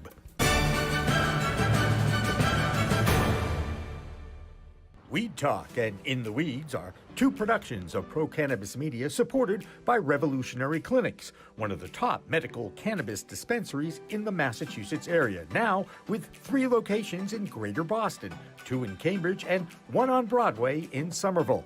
Rev Clinics has a patient-first mission. They will customize your needs as a medical patient with the proper titration and combination of strains, flavors, and products. Rev Clinics, where the patient comes first.